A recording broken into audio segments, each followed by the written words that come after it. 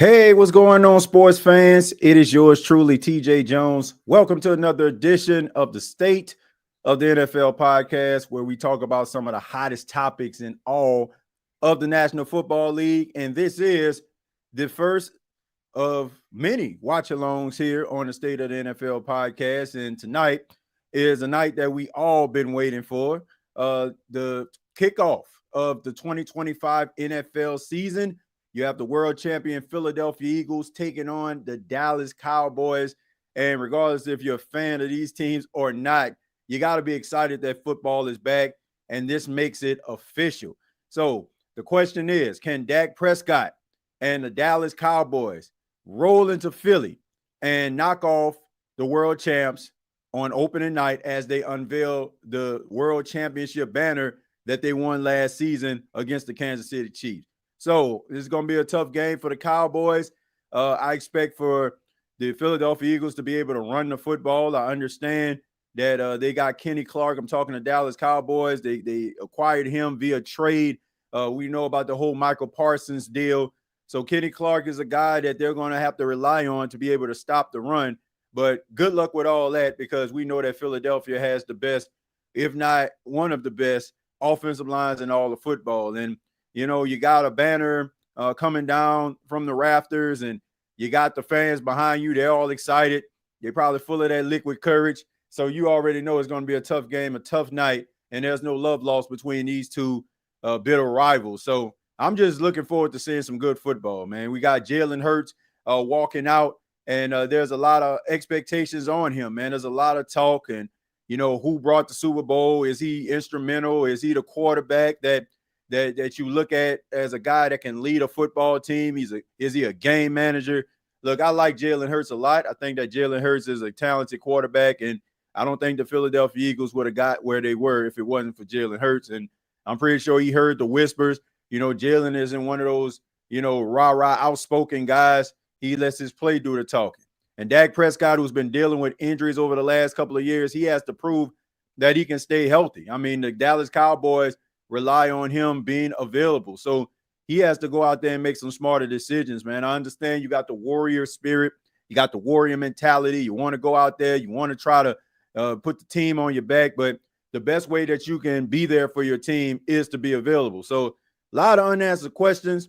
It's only week one. It's not going to really fully determine how the season is going to unfold. But if you can set the tone in your own division, it can be a plus, especially as the games get tougher and tougher, and the teams that you go up against start to identify who they are as a team. So this can be a way of you establishing yourself, and both teams expect to do that on tonight. Special shout out to everybody. This is a cross promotional event. Shouts out to all the people that are watching this that are part of the State of the Saints podcast. The State of the NFL podcast is a podcast where we talk about the NFL. So want to give a special shout out. This will be, you know, a one-time thing. So if you're into NFL talk, come on over to the State of the NFL. I'm going to go ahead and put that link inside of the comments, so you can go ahead and hit that like button. Hit that like button, and also hit that subscribe button. So we're going to go ahead and do that. So for those that have not subscribed to the channel already, and special shout out to those that are watching it on the State of the NFL podcast official YouTube channel. So let me go ahead and put that in there. All right, here we go. All right, let me go ahead and read some of the comments. Feel free to put your comments inside of the chat. Looking forward to what you all have to say. Let's see. The Candyman says, "Are you ready for some football?" Oh, absolutely. I think we're all ready, Candyman. We're all ready for football, regardless of if you like these two teams or not. All right. Let's see. Who that first live in a while? What's going on, Brandon? Appreciate you being here. Live watch along right here. I expected a lot of members of the Who Dat Nation to come over because of the State of the Saints podcast, and I really do appreciate you all. Let's see. Just came to hit the like button. Go Bucks. Hey, man, you're in the right place. We're not around here, you know, tonight talking specifically about the New Orleans Saints. We're actually talking about the NFL. We're going to be breaking down this game. So if you're into NFL talk, man, come on and stick around for a little while. But, you know, I appreciate it. And make sure that you subscribe to the State of NFL so you'll be able to check out some of the different topics that we discuss over there. Trey, what's going on, man? Appreciate you for being here. Man, so I don't know. Let me go ahead and look at what the line is for this game. Let me see what the line is. I'm pretty sure that the Cowboys are underdogs. Let me see. What is the line for Eagles versus Cowboys? Anybody know that right off the bat? What my Vegas folk at? All right, so here it goes. The spread. The Eagles are favored with the line typically ranging from 7.5 to 8.5. All right, so right now they're 8.5 point favorite. And shouts out to a legendary group that I see right here, Boys to Men, Philadelphia's own. Them boys, some legends right there. Says, who you got, TJ? Who I got in this game? I got to go with the Eagles, man. I think the Eagles going to win this football game. You know, I think that they're going to be inspired to play. Like I said, there's a lot of banter going on. You got the banner. So I expect for them to win. Excuse me. You know, when you get sick, the last thing that goes away is a cough. That's the most annoying thing. Like, you don't even feel like none of the symptoms, but cough is always the last thing to leave you. I can see Jalen Hurts having a rushing touchdown, tush push, a passing touchdown to AJ Brown. I can see that. I want to see what the defense is going to look like of the Dallas Cowboys without Michael Parsons. That's what I want to see. Let's see what this Philly offense is without Kellen Moore. Yep, we going to see. We're going to see if there's a difference because we know Kellen Moore was able to utilize the strengths of the team. So we going to see. Still have good playmakers. Yeah, still got good playmakers on the offensive side and defensive side of football. So I expect for them to go out there, play pretty hard. I think both teams will. I mean, there's no secrets between these two teams. So it's not like they don't know each other. They know each other really well. And also, this is Brian Schottenheimer's first game as the head coach. So, I mean, he definitely want to get off to a good start. He was the offensive coordinator on last year. He was promoted to head coach. So, we're going to see what Brian Schottenheimer can do. I mean, if he anything like his dad, he like to run a football. But, I mean, you got some guys that can actually run. You got Jaden Blue, the rookie out of Texas. You got Javonte Williams, who came over from the Denver Broncos. And, of course, Miles Sanders, who had played with the Eagles, but he also played with the Carolina Panthers, and now he's with the Dallas Cowboys. So you got three capable running backs. Two of them really have made some noise in the National Football League, and there are extremely high expectations for Jaden Blue. Even though he's been dealing with an ankle injury over the last couple of days in practice, I still expect for him to play in this game. All right, so, man, longest active tenure quarterback with one team in the NFL is Dak Prescott going into his 10th season. And you got Trayvon Diggs going into his 6th season. He's been dealing with injury, so it's good to see that he's back out there. And like I said, Brian Schottenheimer, man, a lot of pressure on him. A lot of people want to see what type of coach he is. When he was first hired, a lot of Cowboy fans kind of raised their eyebrows. They didn't think it was a good move. Now this is his moment right here, man. Time to see if he can rise to the occasion. Big shoes to fill, you know, being a coach's son of the legendary Marty Schottenheimer. And also just being the head coach of the Cowboys. We all know, you know, that's high expectations right there. So we're going to see. We're going to see what he can actually do. His 28 season on the NFL, NCAA. So he got 28 years of coaching experience. Nick Sirianni in his 5th season with the Philadelphia Eagles, first head coach in NFL history with 4 postseason and 2 Super Bowls.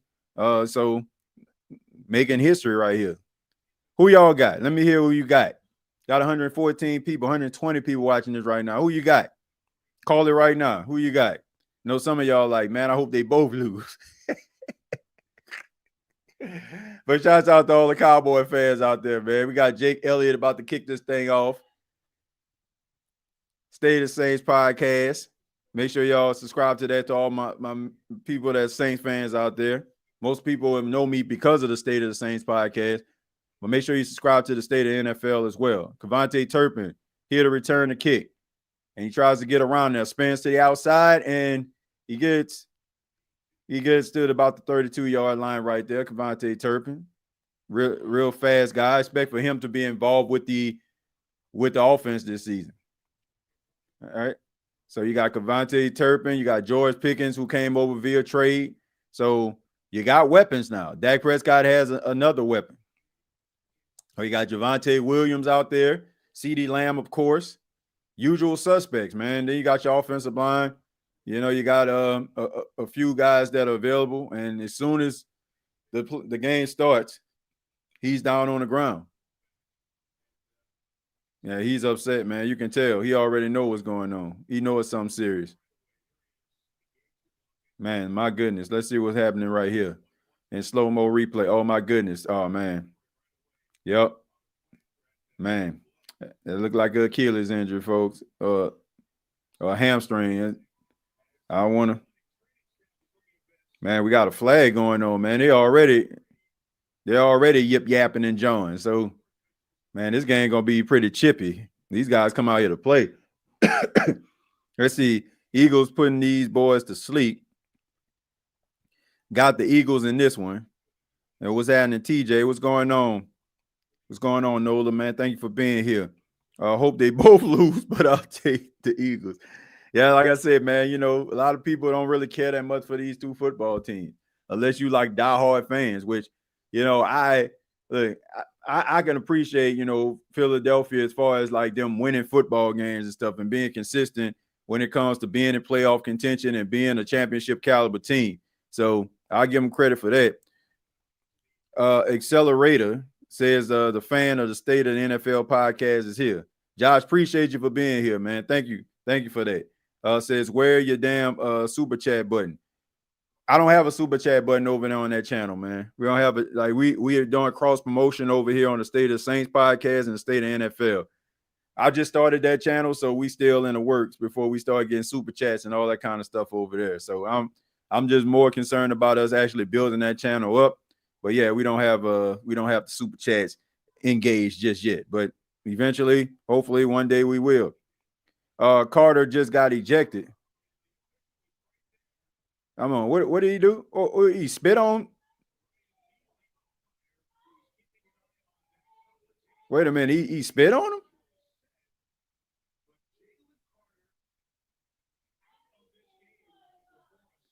Dang. Hey.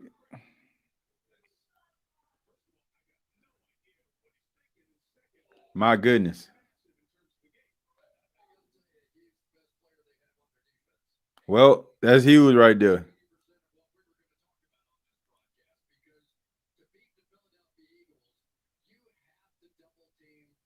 Man, that's a huge load off the Dallas Cowboys. The fact that he would do that, man, my goodness. That dude got all the talent in the world, but man, what a boneheaded decision that was. What a boneheaded decision, man. What a boneheaded decision. Yeah, he probably done for the season, man. I'm pretty sure he done for the season right there. Like those non-contact injuries, he know from the back. He already know what's up. You can tell in his face. You can tell it from his face. Hold on.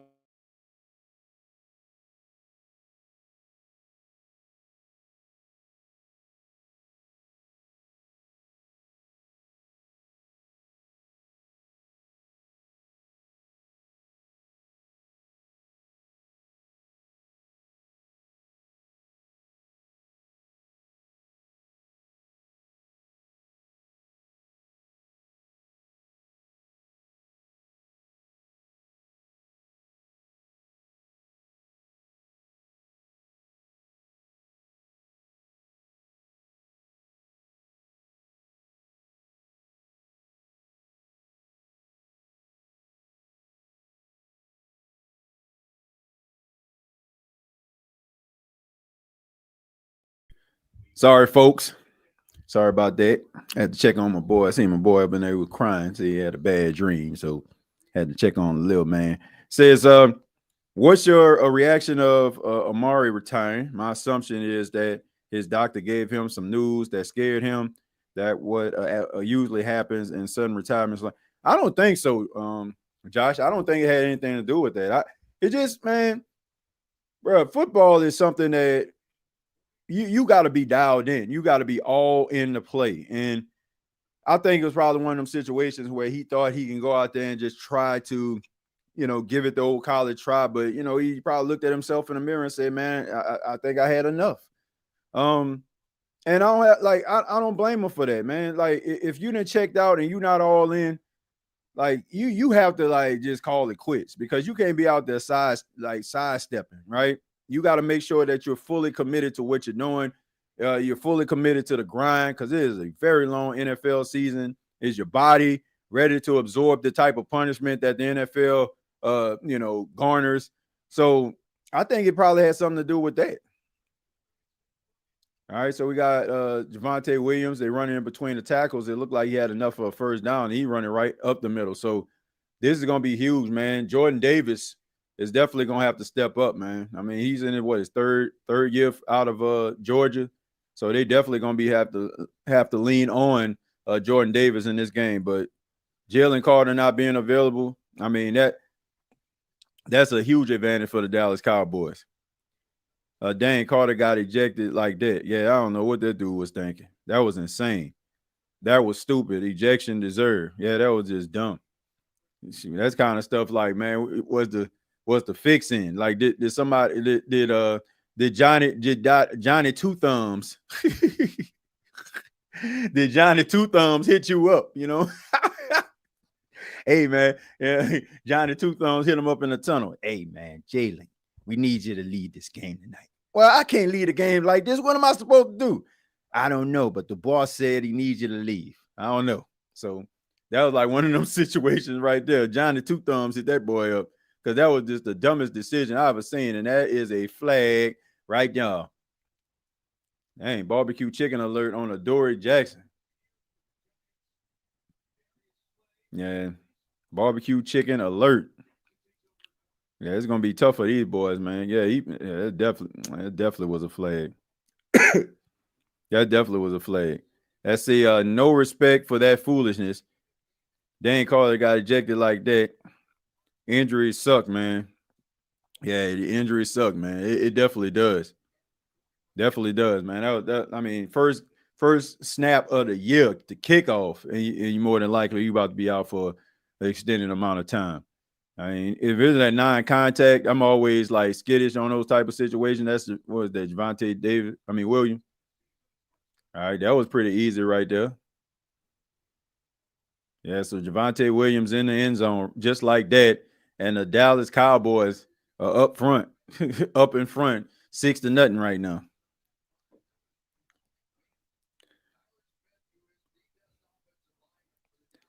Eagles stupid. Yeah, man. I mean, they just make that just didn't make no sense.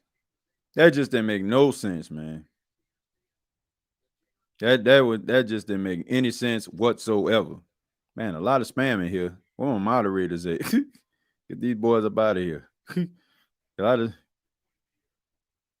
Dak is dialed in. I mean, he should be, man. It's your 10th season. Expectations high, man. That was just, man, they're going, and then the thing about it, they're going to be playing that all weekend. All weekend. He lucky if he don't get suspended for another game. And he's smiling. Like, ain't nothing funny about that. Like, you cost your team. There's no way in the world they'll be able to run up the A gap like that if you were playing. Eagles going to regress so bad this year. Well, if you keep on having like boneheaded decisions like that, yeah, they definitely will, man. They definitely will. Like, man, you got to have these dudes in check. Like that kind of stuff. That's selfish right there. That is selfish work by Jalen Carter. Man, I don't know, TJ. I'm just watching. I think we all just watching at this point. You know, if you're a Dallas Cowboy fan, shouts out to you watching it on a State of NFL or Eagle fan. Appreciate it. But your boy Jalen Carter, man, that's a piece of work right there. That is a piece of work. Classless act. Jalen Carter is dumb AF. They gonna hit Carter ass with a fine, no cap. Yeah, they definitely gonna hit his ass with a fine. Jalen Carter always act like this. Yeah, I mean he does, man. But I mean I don't mind a guy being emotional and being fiery. I think that all teams need that, but you got to be able to keep that joint in check too, man. And he seemed like he become unhinged or whatever, and it's kind of hard to try to reel him back in. That's dangerous right there. Like he can end up like you don't want him to be like one of them players that teams give up on. Like they respect the talent, but at the same time, like they're like, man, he ain't worth all the headache. Like I've seen players like that. You know, I've seen situations like that. So I just hope that ain't the case for the young man, because man, my goodness.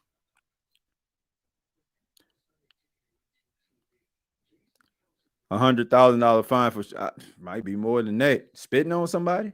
That's disgusting, man. That is disgusting. I mean, right in like, and then on top of that, it's like, man, you right in the referee face. Said I would have put Carter's face on a t-shirt. Yeah.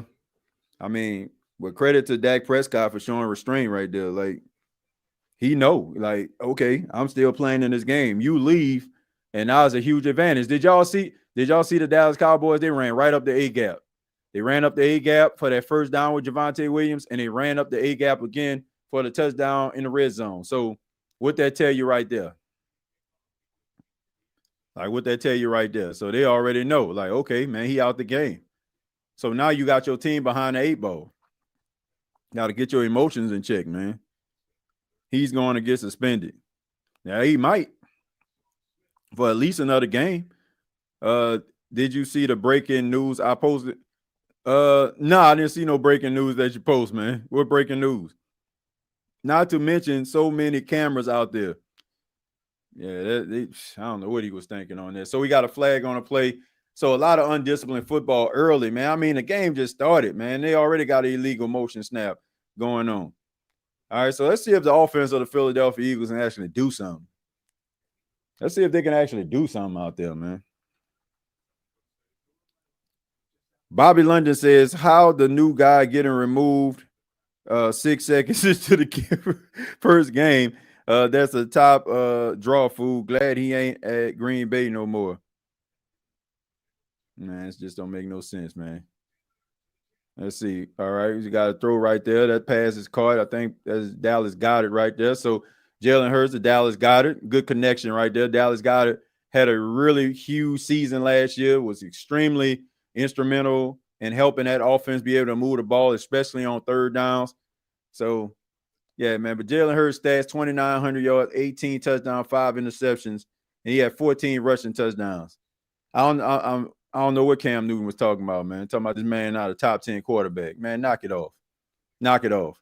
Some people throw 40 touchdowns. Some guys mix it up. We got Saquon right there. Put his foot in the ground, crosses, and that is a first down for the Philadelphia Eagles. So I anticipate Saquon Barkley to have a heavy load tonight. And they're going to be all right. As long as that offensive line is intact, and the Philadelphia Eagles going to be all right. I mean, just look at it. He's and the patient running of Saquon Barkley, man. I mean, there wasn't anything there. He allowed the offensive line to kind of create a hole for him. He able to squeeze through for the first down. All right, so here we go. All right, on the play action right here. Jalen Hurts steps up in the pocket. He moves, and he's going to scramble out, and he slides, and he's very close to a first down. So he got about 7 or 8 yards on that play. So, that's what you want to see from Jalen Hurts. Jalen Hurts, I'm pretty sure they were going to try to dial something up. Maybe he was looking for, Dallas got it there in the flat. Nothing was there. So he was able to get there, slide, not to absorb any type of punishment. So that's what you want to see right there. That's what you want to see. Breaking news, TJ has been traded to Carolina. Now he got to do shows like he a Panthers fan. Absolutely not. Absolutely not. All right. I do NFL shows, so if something happened with the Carolina Panthers, I'm gonna talk about them. There we go on a halfback toss. We got Saquon Barkley getting big yards, and that's what I was concerned about when it comes to the Dallas Cowboys, man. Their inability to be able to stop the run. All right, so I mean, these are the type of situations where Michael Parsons will pay dividends, even though he's not really that good at the run either. I mean, you got Fowler, he lost containment very early.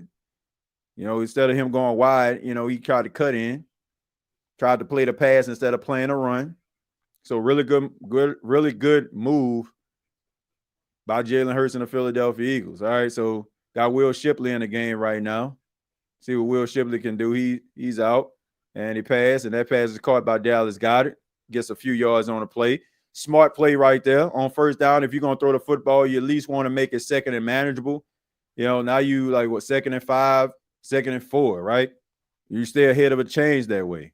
So really good drive so far by the Philadelphia Eagles, trying to, hold everything together, keep everything in check. A lot of stuff, a lot of commotion has went on the first 10 minutes of this football game. So in real time. All right, here's the handoff right there, and that's the Will Shipley right there. Really good run. So it really don't matter, man. That offensive line going to be pushing guys back. Let's see. You don't live that far from Panther Stadium. I stay 3 hours from Charlotte, but I ain't doing no Carolina Panthers. Next time call, National Guard Jalen Carter is out of control. Wow, now that's diabolical work. All right, they're going to heavy dose of Will Shipley right here, man. So Will Shipley is heavily involved in his offense. Okay. I mean, and he should be, man. He was a talented player. I believe he went to SMU and then he went to Clemson. Good, talented running back, man. I'm glad he's getting some snaps. So Saquon Barkley hasn't been in a game.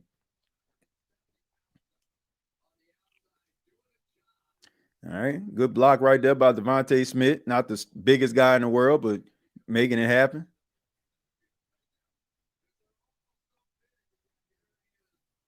All right, so here we go, man. We got the jumbo package going. All right, so here's the handoff to Saquon. Gets behind the center and guard there.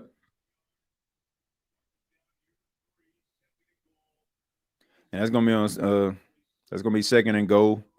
Well, we already know man, what's about to happen. They about as automatic. They about as automatic as shoot. And when it comes to this offense, especially like down at the goal line, they automatic. You already know they're gonna score. I'll be shocked if they don't.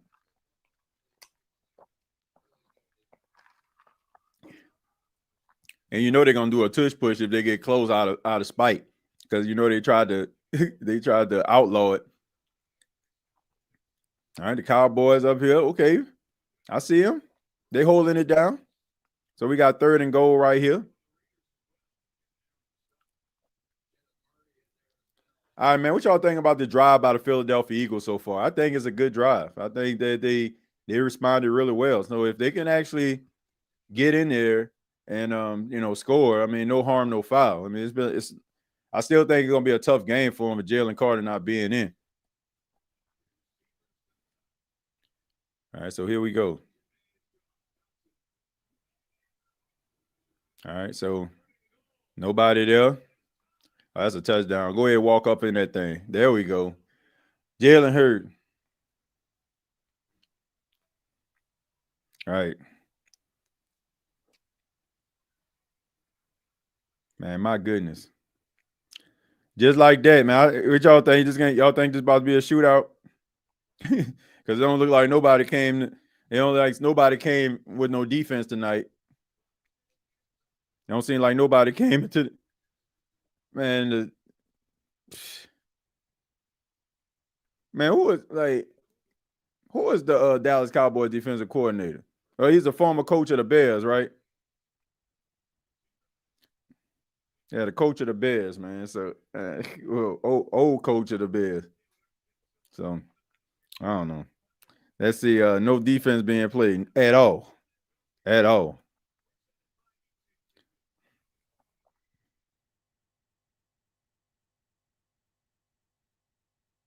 No defense played.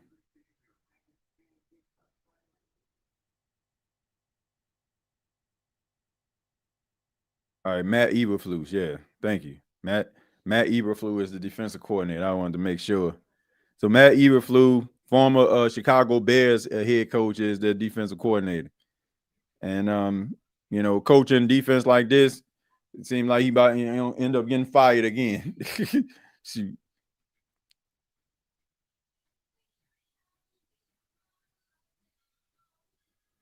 All right, so man, shout out to everybody that's here right now. Shouts out to you. Appreciate you for being here. Wasn't the Bears defense bad too? Yeah, they couldn't stop traffic with a stop sign. Jalen Carter, thank you very much for the $2. Says awesome. I figured out a way to watch TJ tonight. Thank you very much, Jalen Carter, for the $2. Yeah, man. That's a way to look at it. That's a way to watch it. Man, that's the way to watch it. Let's see. Jerry up in this thing. Shouts out to you, Jerry. Thank you for being here, my friend. Said bye, bots. Yeah, man. I guess they know we watching it live, man. So they you know, I don't know. Should we take that stuff over there somewhere else? Said moderators are simple. Yeah, man. There's a bunch of spam in here tonight. I guess they like football too. Like they like we over here, man. We got about 200 plus people watching this across platforms. So they loving this. Oh yeah, man. Let's go ahead and spam it out. Like, please don't do that. Yeah, I got your back. I appreciate that, Jared. Shouts out to the moderators out there, man. Shouts out to them boys doing what they need to do, man. I appreciate it. Because that can get a little bit hectic in the comments, man. Make sure once again, man, y'all subscribe to the State of the NFL podcast, man. Please subscribe to that channel as we grow, man. We got over 700 plus people over there right now and growing. So make sure that you hit that subscribe button. Make sure that you subscribe to the State of the NFL. We're going to be doing this, man, every single week. We're going to have a game where we have a watch along. So most of them probably going to be primetime games, Sunday night football or something, or a game of significance. More than likely, it'll be a Sunday night game. So be sure to make sure you subscribe to the channel. All right, so Turpin tries to get around, but he goes absolutely nowhere on that play. All right, so you got a bunch of pushing and shoving. A guy helmet is taken off. I mean, these boys are brawling. I mean, man, my goodness. Flags everywhere. My goodness. He got his helmet ripped off. Man, these boys need to get it together, man. Yeah, these boys do not like each other. They want this game bad.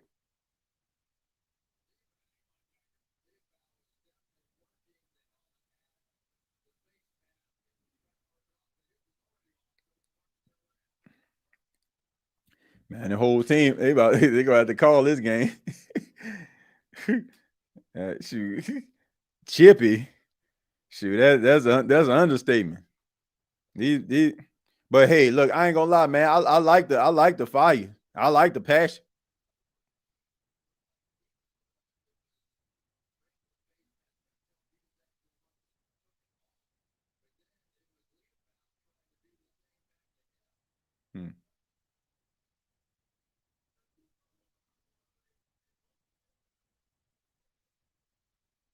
I don't know.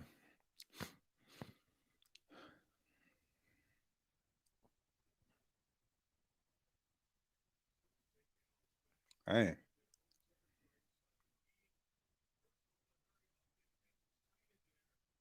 Man, this game is chippy. My goodness. Be glad you're not on TikTok live. Let's see, you have like 30. I'm paying $5,000 to anybody who message God is good.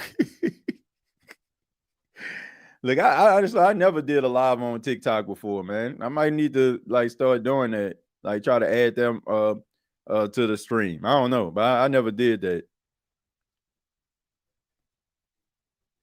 that. Get stun gun. All right, so they tried to go to the left side that time.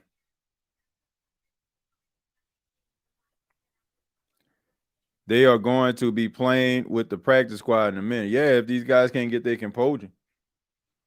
I mean, this game is chippy. All right, so games missed. I mean, since 2020, 26 games missed. So, like I mentioned at the beginning of this podcast, this live stream, Dak Prescott, he is the straw that stirs the drink. He got to stay healthy, man. Like, he got to find ways to stay on the field. All right, so here we go right here. We got Turpin in motion here. All right, so play action. Dak looking, goes around, get rid of the football, and that pass is caught by CeeDee Lamb. All right, so CeeDee came to play today, man.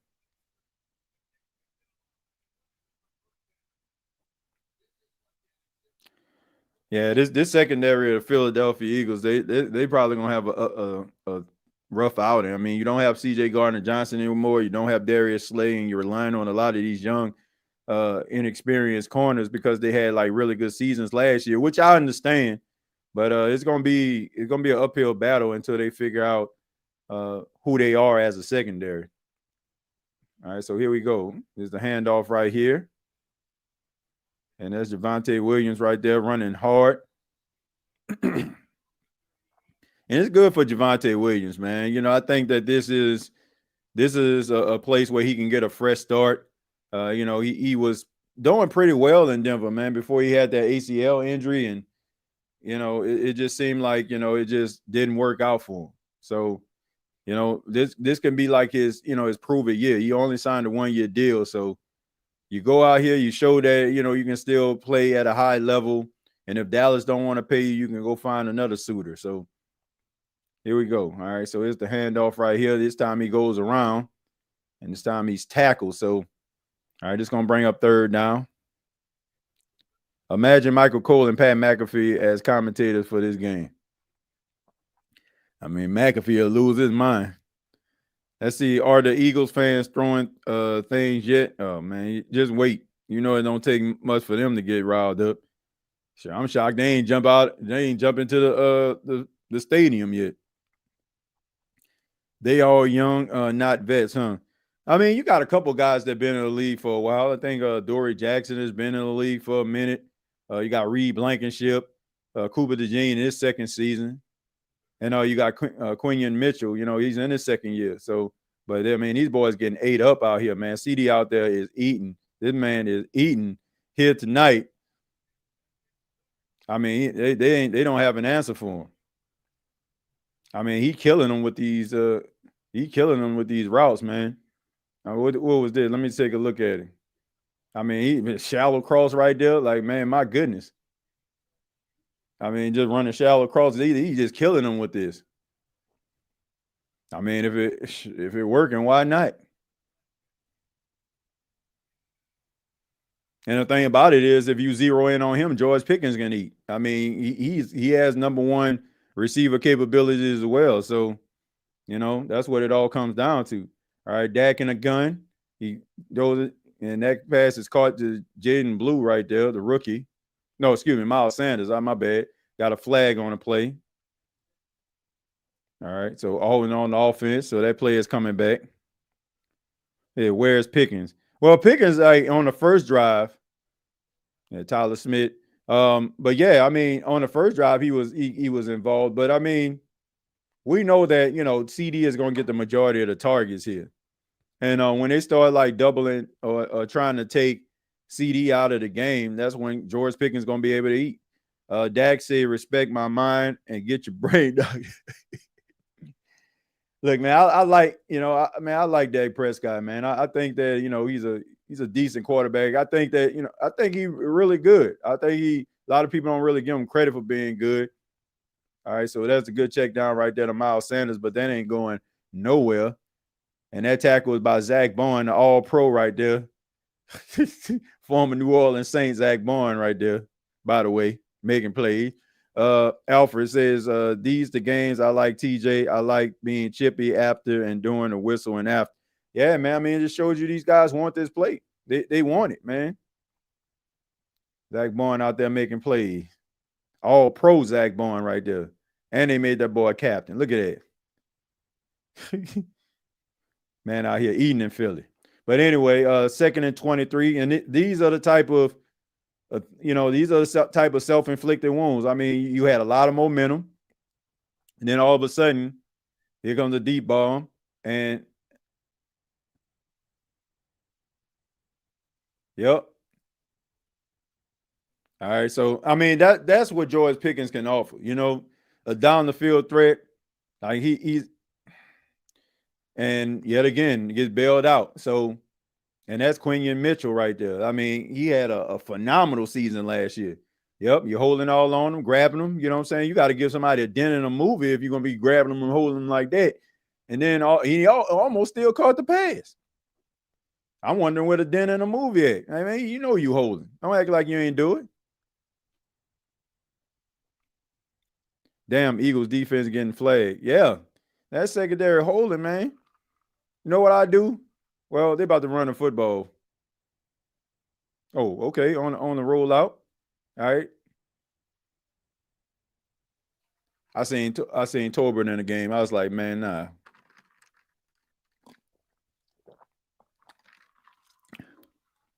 Ain't no way y'all out there.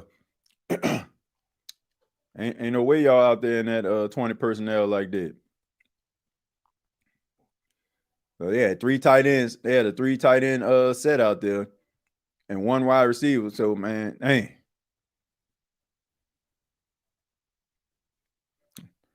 I thought that was a run play all the way. More than likely, it often is. All right, so running up the middle right there. Look at that. Look at that. That boy looking like that boy hungry. Look at that boy running that rock. And once again, running right up the middle. Jalen Carter would have been in that spot. It's like Dak got a different energy tonight. That man trying to win. All right, man. Go ahead and throw that ball to the bottom of the screen. Well, if not, you're trying to hard count that joint. I don't think they're gonna snap it. Are they gonna snap it for end of the first quarter? Nah, he ain't gonna snap that joint. They're gonna let it go into the second. Yeah, go ahead, man. Good smart move right there. Go ahead, think about it. You got 4 opportunities. Really good first quarter by the Cowboys. Really good first quarter. Dak Prescott, man. That boy looking like somebody tonight. He looking like somebody. All right, let's take a look at the stats after 1. All right, so game tied at 7. But let's take a look. Let's take a look at the box score and stats. Dak Prescott, 5 of 6, 79 yards, no touchdowns, no interceptions, but has a quarterback rating of 118 right now. Javonte Williams, 7 carries for 33 yards, 4.7 yards a carry right now. And CeeDee Lamb, 3 catches, 76 yards already. Has an average of 25.3 yards per catch. He has a long of 32. George Pickens, 1 catch for 6 yards, but they had that big time pass interference. Then you got a couple guys, who leading the team in tackles for the Cowboys. You got Kenneth Murray, former Oklahoma Sooner, right there. He has 3 tackles. And you got Jalen Hurts, 3 of 3, 34 yards, efficient as well. Will Shipley, 2 carries for 25, averaging 12 yards a clip. Saquon, 4 for 20. Jalen Hurts, 2 for 11 in the rushing department. And the only person that has some receiving yards after 1 is Dallas Goedert, 2 catches for 14 yards. So no A.J. Brown in the first quarter, no Devontae Smith in the first quarter. All right, so those are your stats after 1. What y'all think about the game so far, man? Says Carter's absence is apparent. I mean, it's extremely apparent. Extremely apparent. I agree with that. Like he left the game and they running right up the middle. There's no way in the world this game would have been, the way that it is. I don't think that you'll have Javonte Williams finding that much success in the A gap if Jalen Carter was playing. So there's that.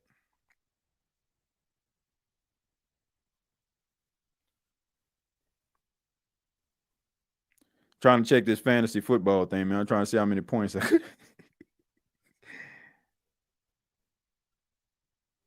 Trying to see how many. I'm trying to see how much I got.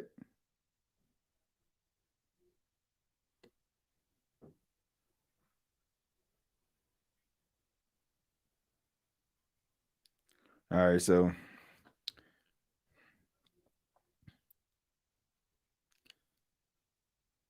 watch Fake give the ball away like Oprah in the second half. some good ball is being played. Yeah, I agree, man. The offensive efficiency of both teams looks really good, man. Both of their defenses stayed at home today. Very offensive game, no defense at all. TJ, keeps me in some prayers. Numerous health issues hit me this summer. Yeah, man. Look, prayers, man. Thoughts and prayers to you, Josh. Yeah, thoughts and prayers to you, man. Yeah, straight up the gut. I mean, I said, man. I mean, you don't have Jalen Carter in the middle. I mean, they run it like right up. They like run it right up the A gap. And Jordan Davis, I mean, big guy, but he ain't, man, he ain't Jalen Carter. He ain't bringing you what Jalen Carter giving you. So,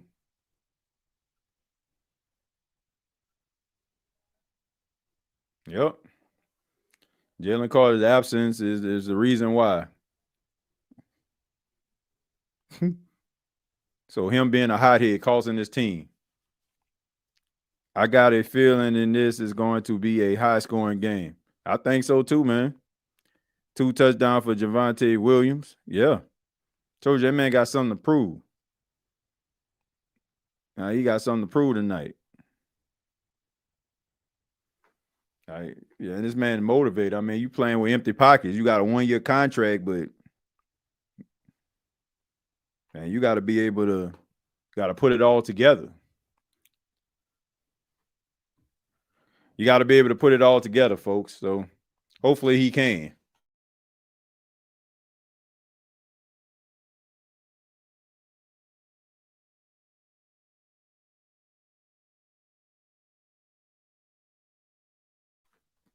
Sorry, I ain't want to be eating on camera. But I can still hear everybody, and thank you all for being here. 183 people watching this right now in real time. As we watch Kickoff 2025, the Dallas Cowboys versus the world champion Philadelphia Eagles. Cowboys got a 14-7 lead over the Philadelphia Eagles. If you're just joining us, Jalen Carter, very first play. I mean, matter of fact, he didn't even take a snap. It was right after the special teams return by Kavonte Turpin. He comes out to the field and spits in the face of Dak Prescott, getting an immediate ejection. And this has been the story of the game. His absence has been the story of the game because Javonte Williams has 2 touchdowns right up the gut. So, the Philadelphia Eagles are paying the price. And I hope Jalen Carter understands that next time he decides to, go rogue and think of himself instead of like thinking about what's in the betterment of the team, him being out there. I'm open wider than a prostitute middle today. The A gap. Yeah, look, they part the Red Sea right now. If we can run the ball like this in the red zone, that would be really good. Yeah, you ain't lying. If the New Orleans Saints can do something like that, then guess what? They'll have some success this season if they can run like this. But these 2 offensive lines, man, have come to play. You got Jeffrey Lurie. Of course, he's the chairman and CEO of the Philadelphia Eagles. You got Howie Roseman, Mr. Fleece himself. You call him Mr. Fleece because homeboy be willing and dealing, man. He can fleece the hell out of a team. And then, of course, you got Nick Sirianni, the head coach of the team. Trey Long as McCoy stay healthy. Yeah, that's the key right there. The Saints that's the most important offensive player to me for the New Orleans Saints is Eric McCoy. All right, so we see the offense of the Philadelphia Eagles back out there. You got Aubrey, one of the most accurate kickers in football since Justin Tucker decided to touch somebody and no longer in the NFL right now. So, yeah, he's probably, the most accurate kicker in the league right now. All right, so 1st and 10. Handoff to Saquon Barkley, bounces to the outside, cuts back, takes a big hit, but he gets about 6 or 7 yards on the play. So Saquon, the reigning #1 player in the NFL top 100, voted on by his peers, 2,005 yards, 13 touchdowns last season, could have easily broken Eric Dickerson's record if he probably would have played the final game of the season, decides that he wants to sit out. shows the character that he has.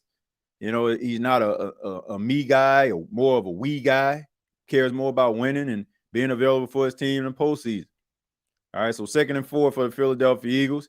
Jalen Hurts in a gun. All right, look like somebody coming on a blitz. No, he fakes it, and he throws it. That pass is caught by Devontae Smith, and he gets down right before he had to take a vicious hit by Wilson. That was more friendly fire right there. All right, so the secondary of the Dallas Cowboys, kind of sketchy, but you got some guys, Deron Bland just got a contract extension, got Trayvon Diggs out there, got really good hands, almost like a wide receiver playing corner, but he is susceptible to getting beat, on plays. So, they got some guys that are talented that can, get the ball back to the offense, but they are susceptible to getting beat. All right, so here we go. Off to Saquon. Saquon bounces around. I don't know what the heck was going on right there. Know what that was. He should have got stopped in the backfield, but it's Saquon Barkley we talking about. That's why Mickey stay away from players like Carter. Yeah, he may stay away from him, but that dude's still a dog when he's available. And my thing is, man, you got to rely on the system that you have. Like, you got to know that you have the right support system. It was a stupid decision, but when that dude out there, man, he a dog. All right, 2nd and 6. Jalen Hurts in the gun. Snaps, throws. That pass is caught to Dallas Goedert. Dallas Goedert tries to get around, but a quick tackle right there, and that is Kenneth Murray again. Kenneth Murray has been all over the field. He's leading the team in tackles right now. All right, so you got a crucial 3rd down right here for the Dallas Cowboys. And you need this. I think the play calling so far for Philly has been really good. It's been staying ahead of the change. On 1st down, make it 2nd and manageable. 3rd down and 3rd and 3. So let's see if they can convert this. Jalen Hurts been pretty efficient tonight. I don't think he missed a throw yet. All right, so here we go. It's the snap right here. Looking, throws, and that pass is caught by Dallas Goedert for a 1st down. And is somebody hurt? Okay, he gets back up. He kind of stayed down there for a minute. All right, so going to Dallas Goedert early and often. So as we take a look at the new offensive coordinator, Kevin Patullo. So he's replacing Kellen Moore. So right now, so far, so good, man. Jalen Hurts looks efficient, getting the ball out of his hands on time, in rhythm, good tempo by the Philadelphia Eagles. All right, so here we go. Play action. Goes around, scrambles around, throws it, checks it down, and he throws it to Granson. All right, so gets a few yards on the play. So, look, they stand on time. Every single play. Every play ain't got to be dynamic or, anything that's spectacular. But if you can stay ahead of the chains, and what Philly has been doing over the last, few plays, then, you'll get the ball down there. All right, so 2nd and 9. All right, so we're able to get something on that play.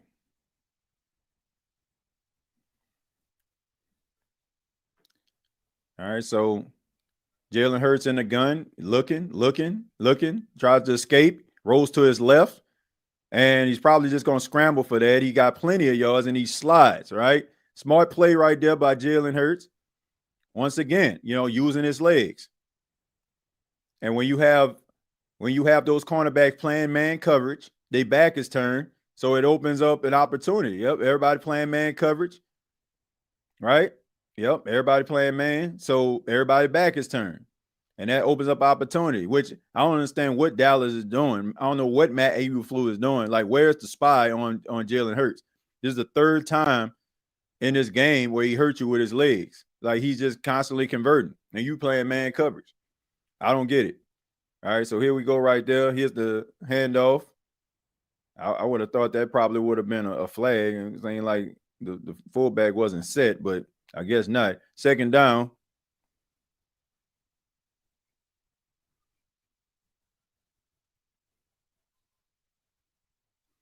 I mean, that was a huge hit, but that's Saquon freaking Barkley.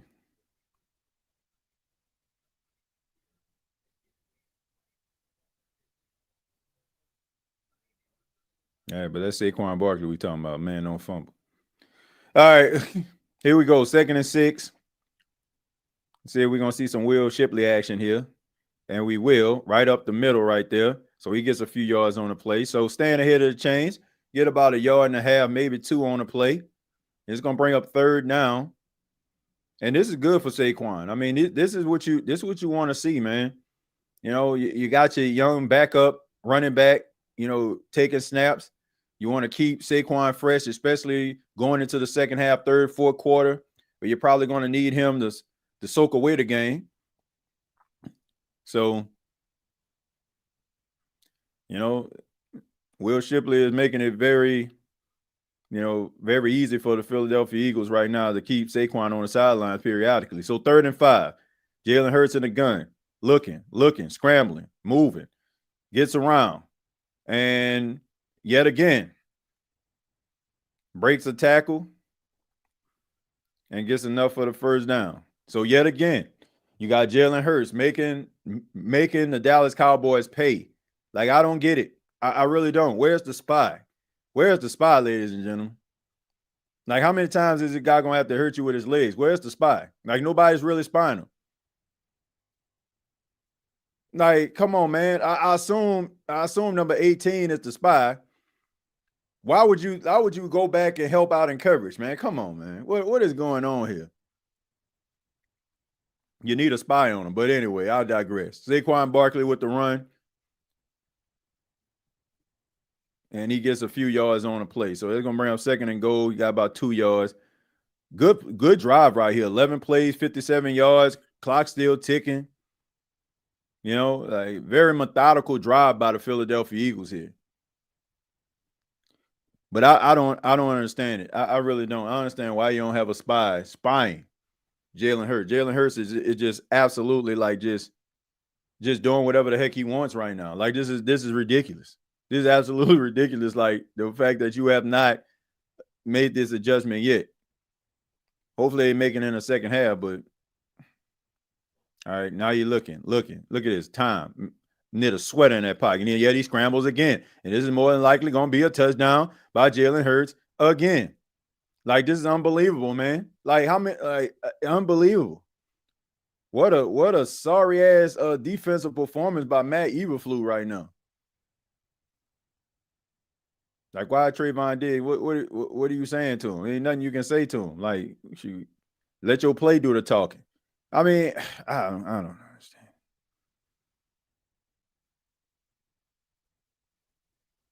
I do not understand that. Why have they not? Why they not put a spy on Jalen Hurts? This man is just running wild. I mean, why not? Why the freak not? Why the freak not? Good blocking.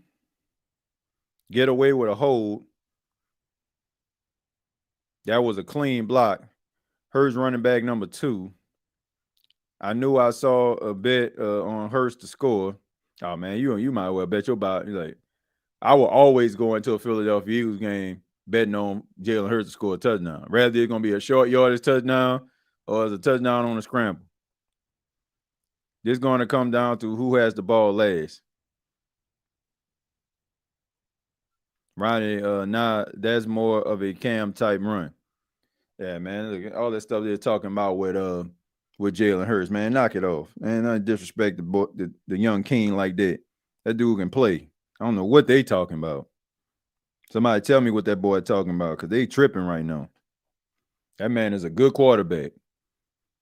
There are many ways that you can get things done. Some people can get it done by throwing for 400 yards, 4 touchdowns through the air. Then you got other guys that can probably give you 150 yards passing, 160 yard passing, and another 120 yard rushing and 4 total touchdowns. There's different ways you can play the quarterback position. Yeah, they missing Carter bad. Yeah, they are missing them bad, which, both teams left their defense at home, by the way.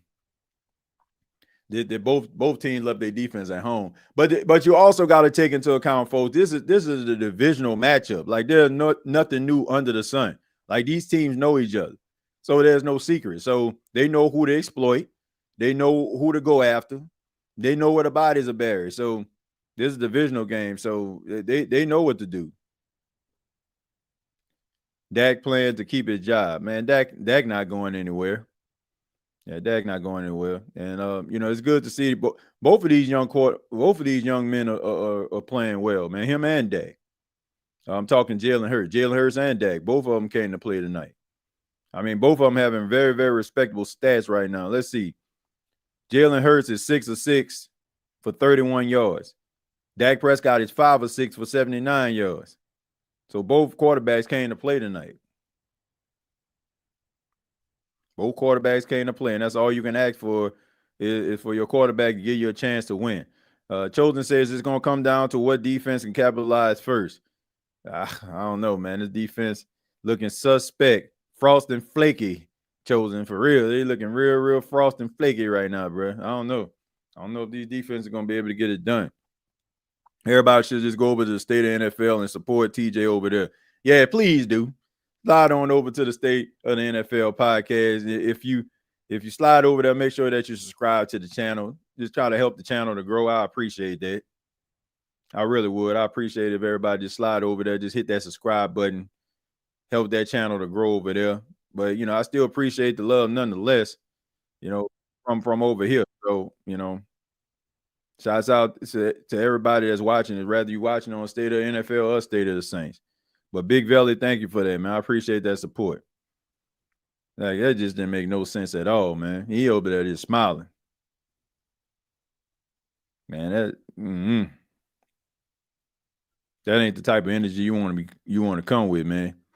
That's some Grambling State head coach energy right there. This just dejected, defeated type attitude, man. You up there.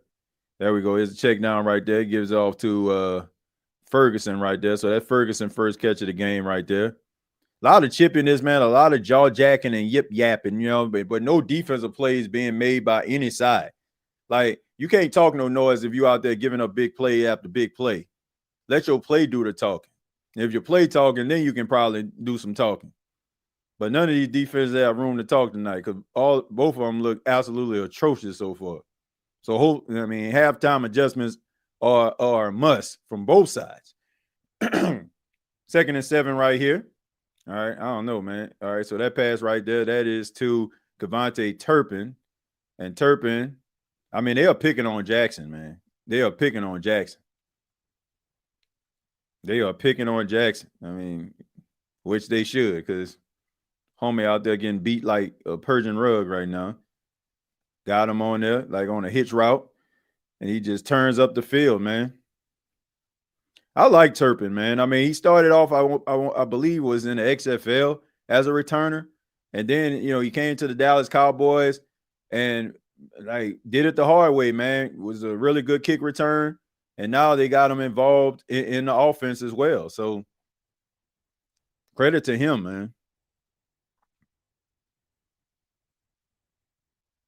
This where I'm at State of NFL showing love to the channel. Actually, good content over here, especially as a football fan, regardless of team. I appreciate that, Chosen. That's what we're trying to do over there, man. Just trying to build it up and, just talk NFL football. I tell people all the time, for those that are new, never seen me before, I'm a native New Orleanian, grew up a Saints fan, of course, started the State of the Saints podcast back in 2018.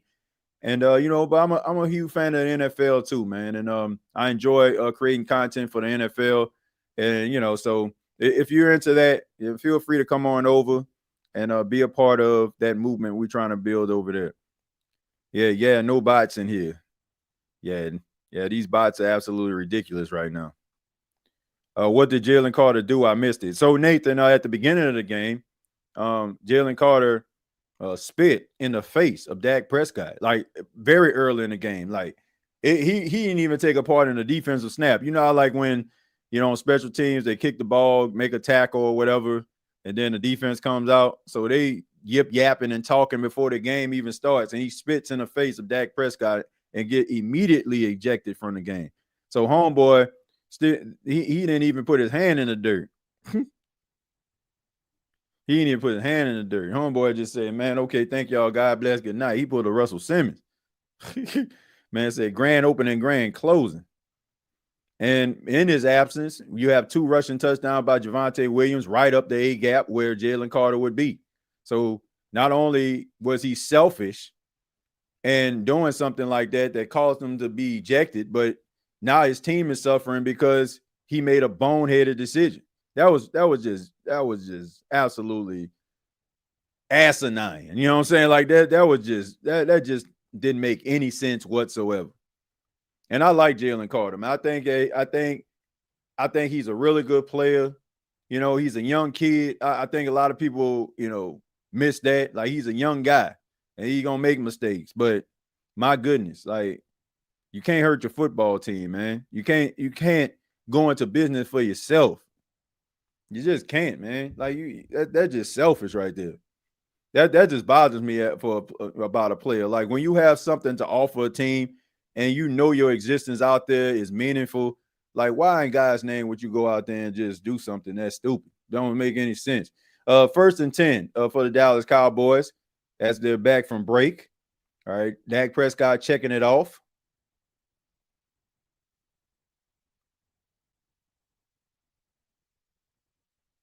Yeah, it just don't make no sense to me.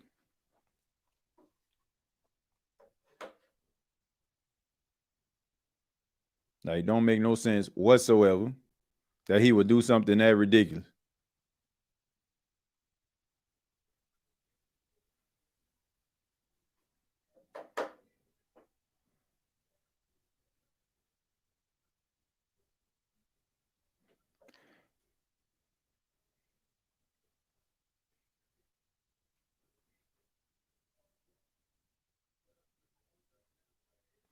All right, so we got Miles Sanders on the ground right there. Really good play by Nolan Smith right there, former Georgia Bulldog.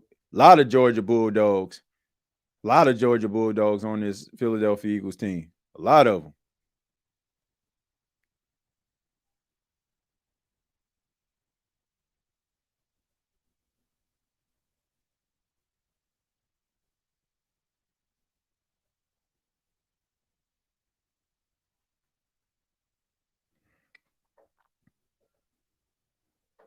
And Dak gets away from the pressure and he scrambles. Man, yeah, Dak is definitely not what he used to be. I can tell you that. Dak look like Dak look like he walking out there. God dog, Dak. I remember Dak used to be flying, man. Dak out there walking. He ain't running no more, boy, walking out there.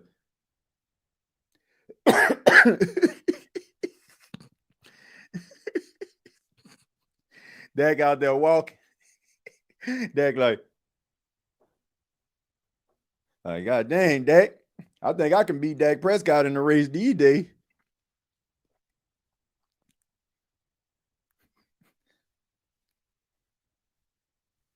Yeah, man.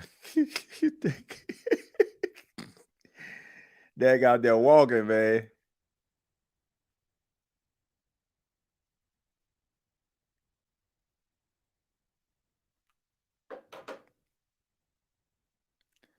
Yeah, that boy walking. Here's a handoff right here. And right up the middle, man. Javonte Williams right there. Now my TV kind of behind now because it started buffering for some apparent reason. Like, my goodness.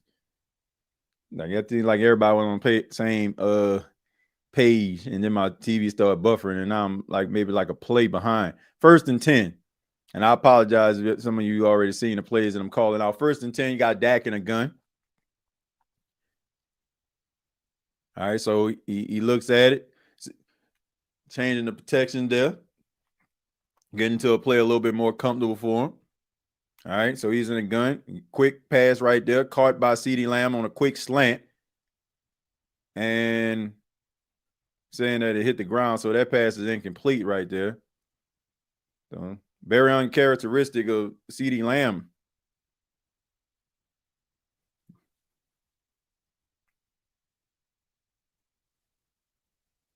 Very uncharacteristic. Not used to seeing him not be able to reel it in. So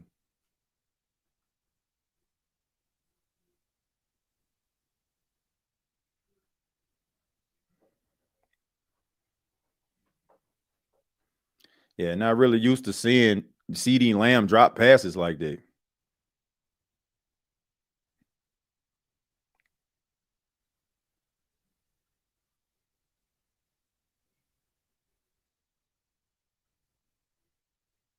All right, so here we go. Dak looking.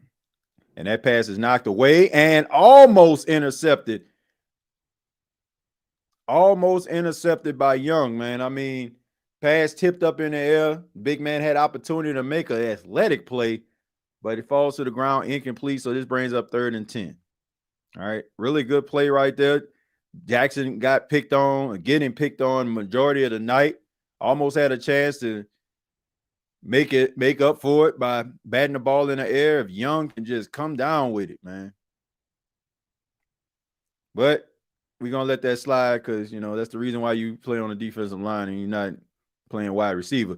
3rd and 10, Dak Prescott in the gun and looking, and he goes deep. And this pass is incomplete. Quinion Mitchell draped up, dripped out, know what he talking about all over him. No, it ain't no flag, George. That was just good coverage right there. Got to give credit what credit is due, man. First one, yeah. Second one, nah, I don't think so. Really good coverage right there. Both guys are hand fighting.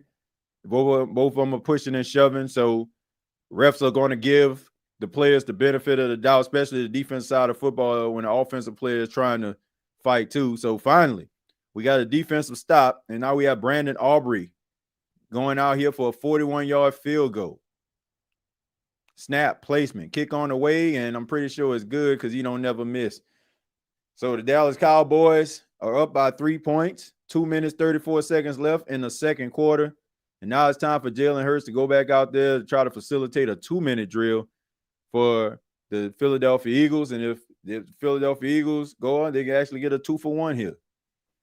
You can get a 2-for-1. So if they go and run out this clock, facilitate a 2-minute drill, come away with a touchdown, they get the ball back at the start of the second half. So this is huge for Jalen Hurts and the Philadelphia Eagles to be able to create some separation. And in the way that these defenses are playing tonight, this can be huge.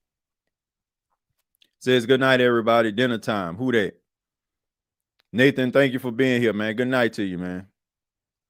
Very handsy. I agree, man. But when you have two players fighting, right? And you got them both jockeying for position. The referee's gonna let it roll because both players are pushing and shoving, trying to jock for position. Just kidding. I really liked Dak when he was out of Mississippi State. Yeah, I mean, I liked him too. I like him, man. He a tough guy. He a competitor, man.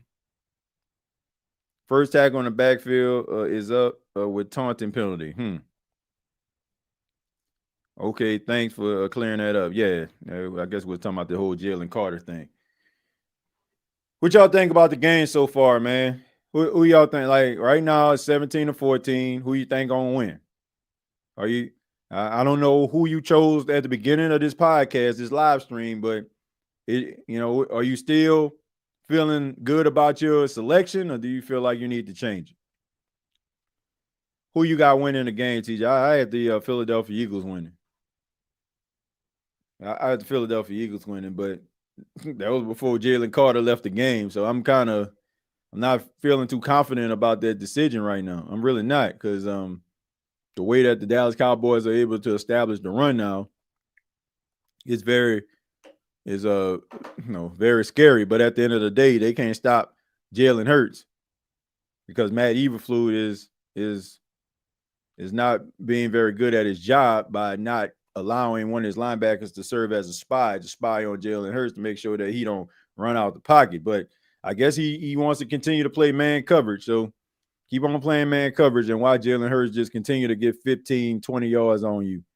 And watch him just easily just go down the field, on you like it ain't nothing. I guess that's what you like. So, all right. So, a drop right there. That pass picked up. And, man, he takes a huge hit, Will Shipley, right there. But, yeah, man, got to hold on to that football. Man.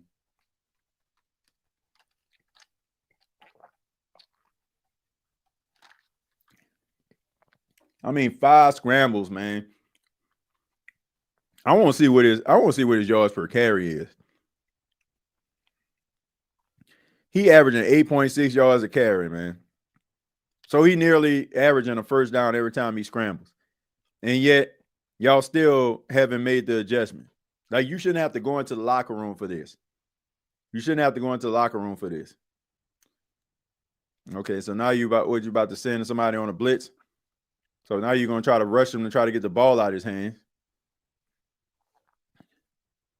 Man, who calling? Man, his defense performance is horrible.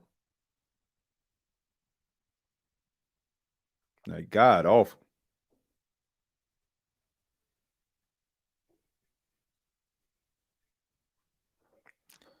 I don't know what's going on. I don't have a clue. Do you think it's going to come down to the wire or something's going to mash?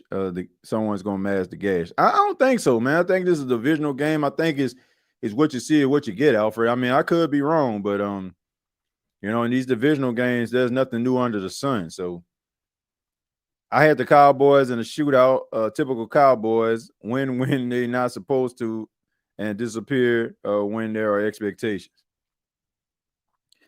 Yeah, I mean, look, I think they're playing well. They're playing well enough to win right now. The defense have to step up.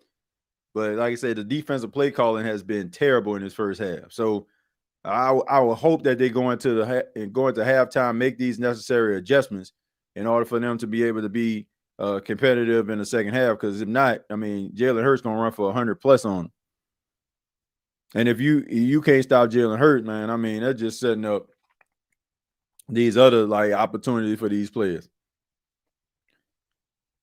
Let's see. Who that Jalen Carter then lost his mind. Yeah, that boy lost it, man.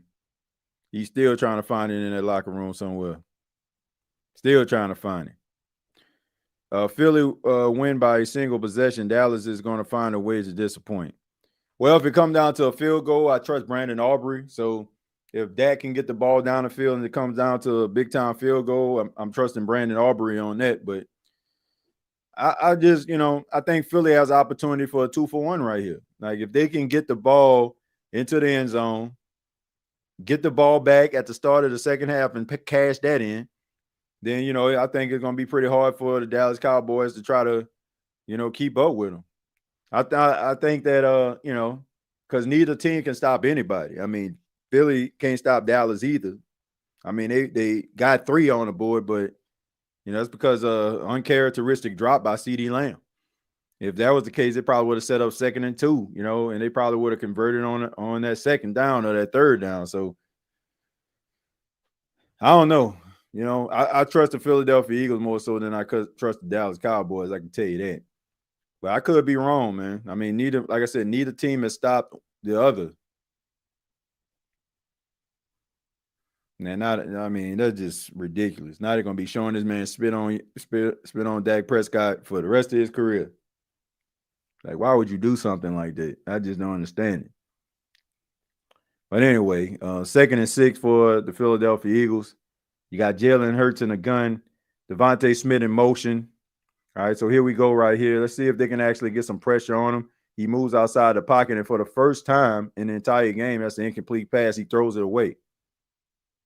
All right, so 3rd and 6. So the Dallas Cowboys was able to get pressure on Jalen Hurts this time and forced him to be able to throw the ball away. So Sunday Night Football, Ravens versus Bills. We'll be here on the State of the NFL covering it. So make sure you come on over to the State of the NFL for Sunday Night Football.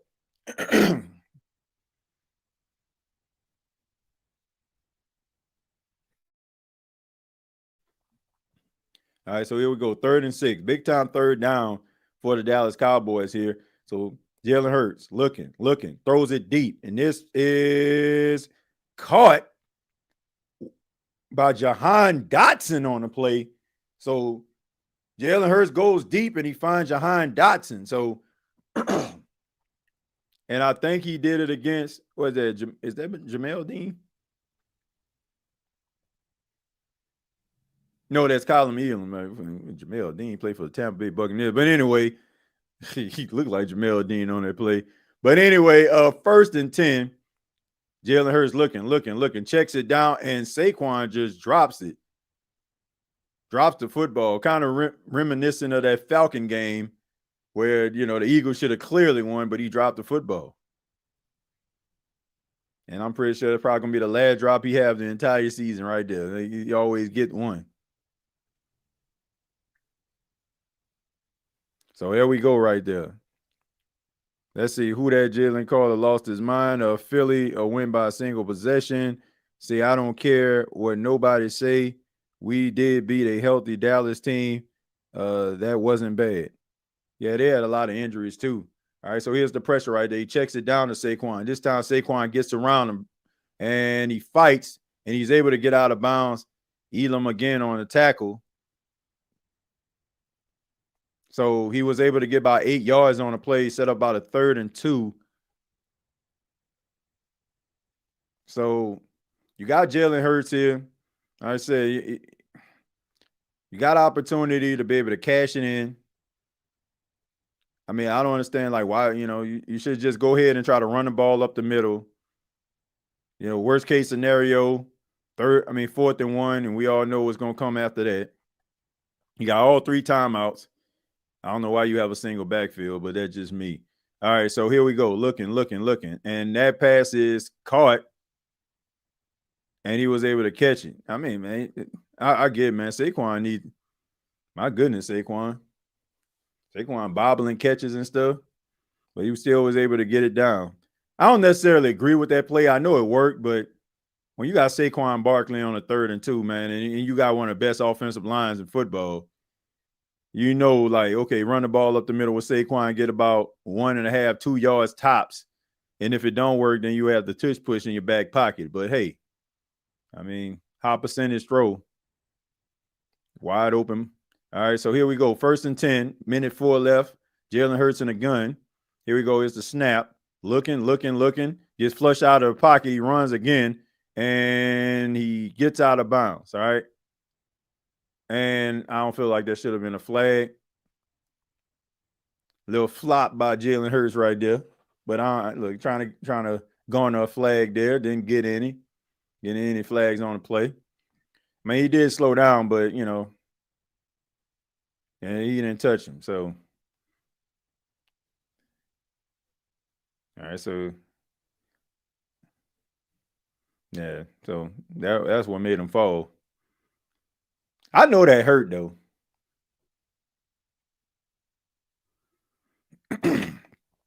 I know that had to hurt. Like, you got all that equipment on and somebody ain't got no equipment on, you run into you. That hurt. All right, so here we go. Here's the handoff to Saquon. Saquon up the middle. Saquon runs and barrels his way in for the touchdown. And Trayvon Diggs, I guarantee he ain't going to be talking after that play, after he just got ran over. So all of a sudden now we want to talk. Everybody want to get chippy now. What was the chippiness on that defensive play where Saquon just dragged half in? Seems like after every play now, all of a sudden they want to congregate and want to talk noise. Like, talk noise while you out there on defense. Let the defense do the talking.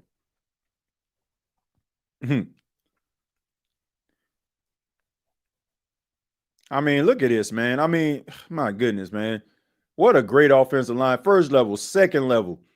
I mean, your wide receivers out there throwing blocks. See, that's how you end up finding success right there.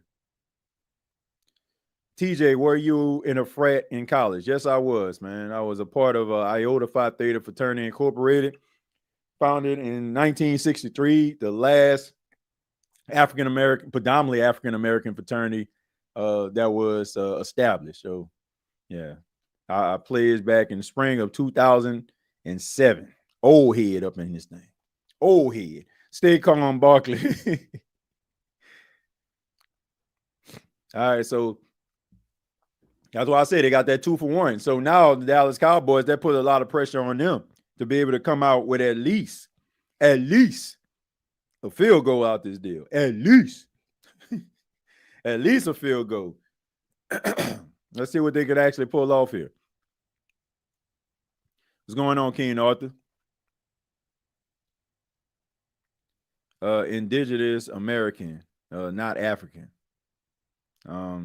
Indigenous. What are we talking about there? I don't know what we're talking about. Man, I don't know. I know. I'm gonna just let you have it, brother. I'm gonna just let you have it. Let's see. Fellow D9 member, I played Sigma Spring 15 Ace Club. Okay. All right. Shouts out to all the little shouts out to all the aces out there at the front. We're lining up according to hype men first. Shouts out to all the short dogs out there. What's happening, TJ? It looks like I'm the only Wrench Game member in here. Yeah.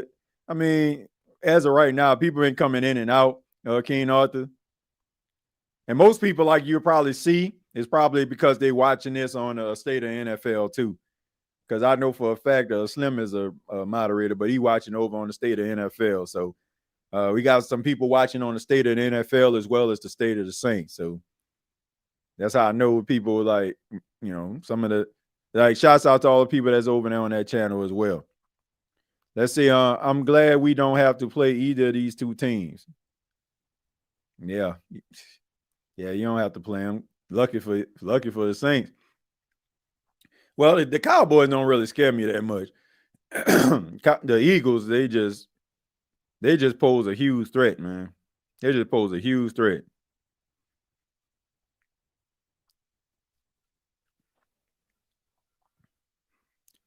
Let's see. Got 215 people right now. I ask that you hit the like button, hit that subscribe button to the State of the NFL podcast.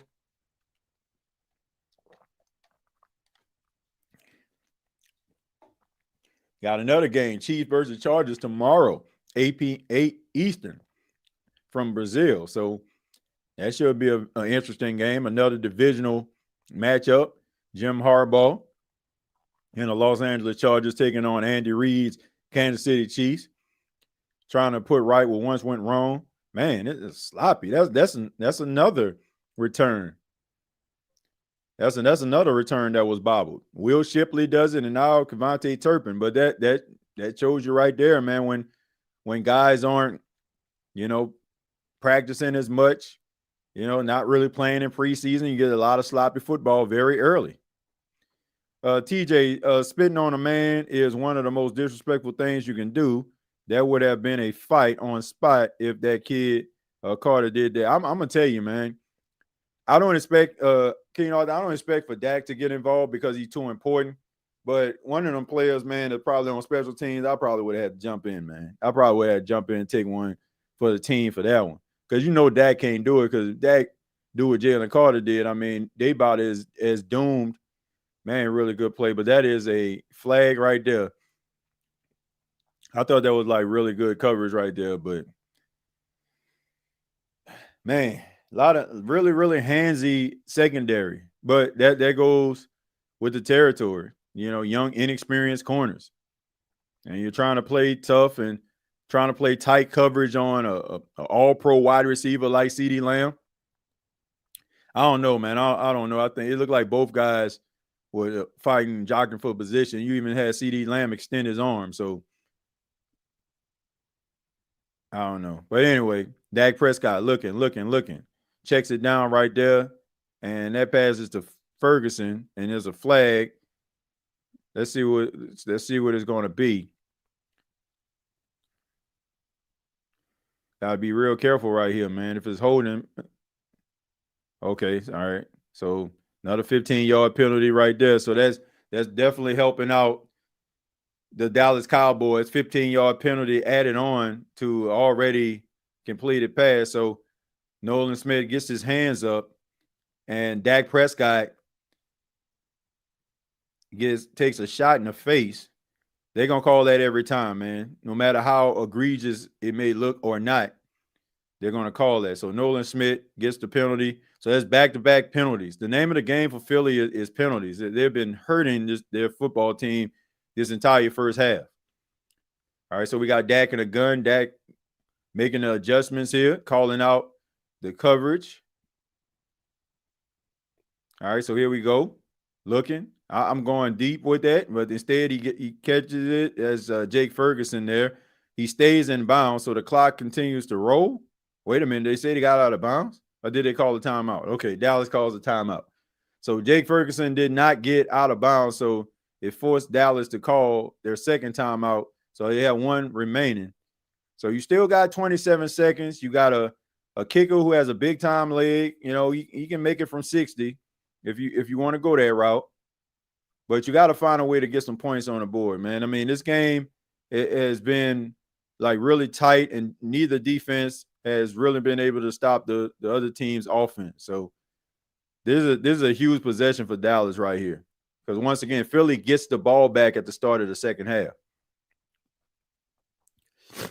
Defense getting sloppy. And, Ronnie, I think you're going to see a lot of that. I think you're going to see a lot of that this weekend because when you don't have these players playing in preseason, practice isn't what it used to be. You're going to have a lot of sloppy football early in the season. All right, so here we go. Play action. Looking. Checks it down. Gets it to Toba. Toba gets out of bounds. Very smart play by Toba. You know, don't try to make nobody, try to break nobody ankles. Just take what the defense gives you right now. 2-minute drill. Getting out of bounds, that serves as almost like a timeout. So, all right, so I say you want to be able to get a few more yards to give Brandon Aubrey a chance here. All right, so you probably have to get to about the 40, I'd say about the 48, 47 yard line or something like that. All right, so here we go. And that pass is bobbled, but it is caught by George Pickens right there. So 14 seconds, 13 seconds. You want to get the first down. You want to go ahead and, oh, man, they are going way, way too slow.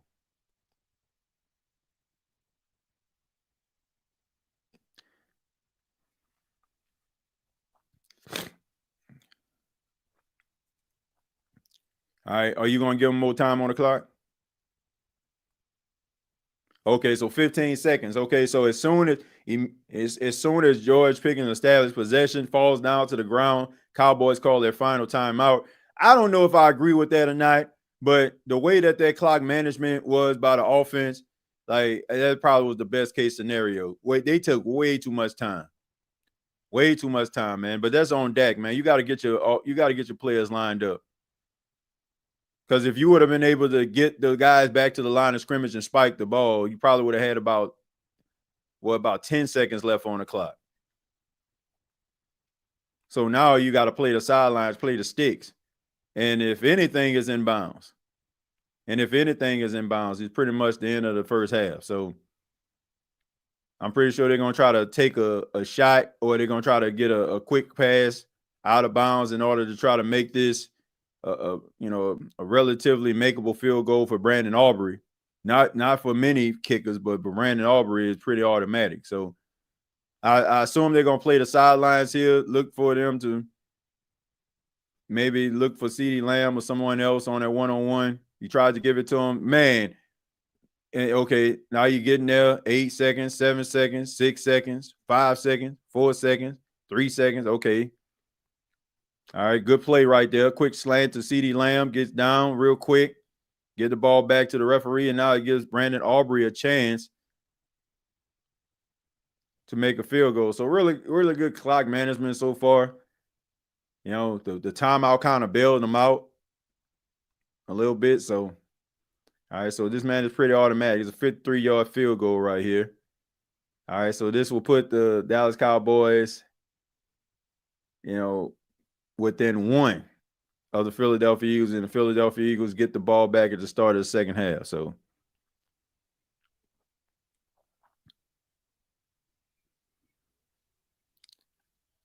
Cowboys coach looking like DA with that visor on. Well, let's just hope he don't coach like DA. TJ, you gotta have Bobby Boucher come off the bench and get in the fight after that. Yeah, you gotta have somebody, man. You gotta get somebody up. For real, like that's where the Goonie come in. Yeah, every team need a Goonie. 53-yard field goal by Brandon Aubrey, man. 89% percentage as a field goal kicker, which is insane, by the way. All right, snap placement, kick on the way up, and about as true as red, white, and blue. There it is right there. So within one, the Dallas Cowboys. So really good clock management down the stretch. Really good play by Dak Prescott, CeeDee Lamb. Getting the yards, getting the ball down. 3 seconds left on the clock. So both teams right here, offensively, man, offensive efficiency has been the name of the game for both teams. But my goodness, the defense has stayed at home for both teams. But right now they're playing pretty hard, man. Like Brian Schottenheimer got them playing hard out there. Credit to him. A lot of questions about his coaching, but if they can come in and knock off the world champs, and they stand competitive with them, man. So credit to them.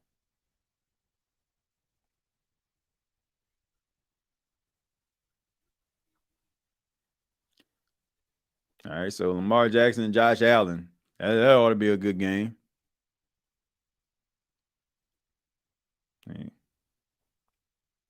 Yeah, T.O.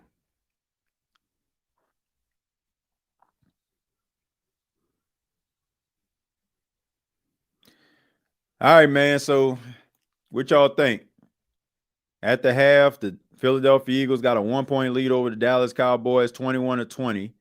Dak Prescott, 12 of 17, 127 yards, no touchdowns, no interceptions. But you got Javonte Williams, 9 carries for 38 yards, 4.2 yards a carry, and 2 touchdowns. Then you got CeeDee Lamb with 4 catches for 86 yards. Kevontae Turpin, 1 catch for 16. George Pickens, 2 catches for 15. You got Jake Ferguson, 3 catches for 13 yards. Jalen Tolbert, 1 catch, no yards. Then you got Miles Sanders with a -3 on 1 catch.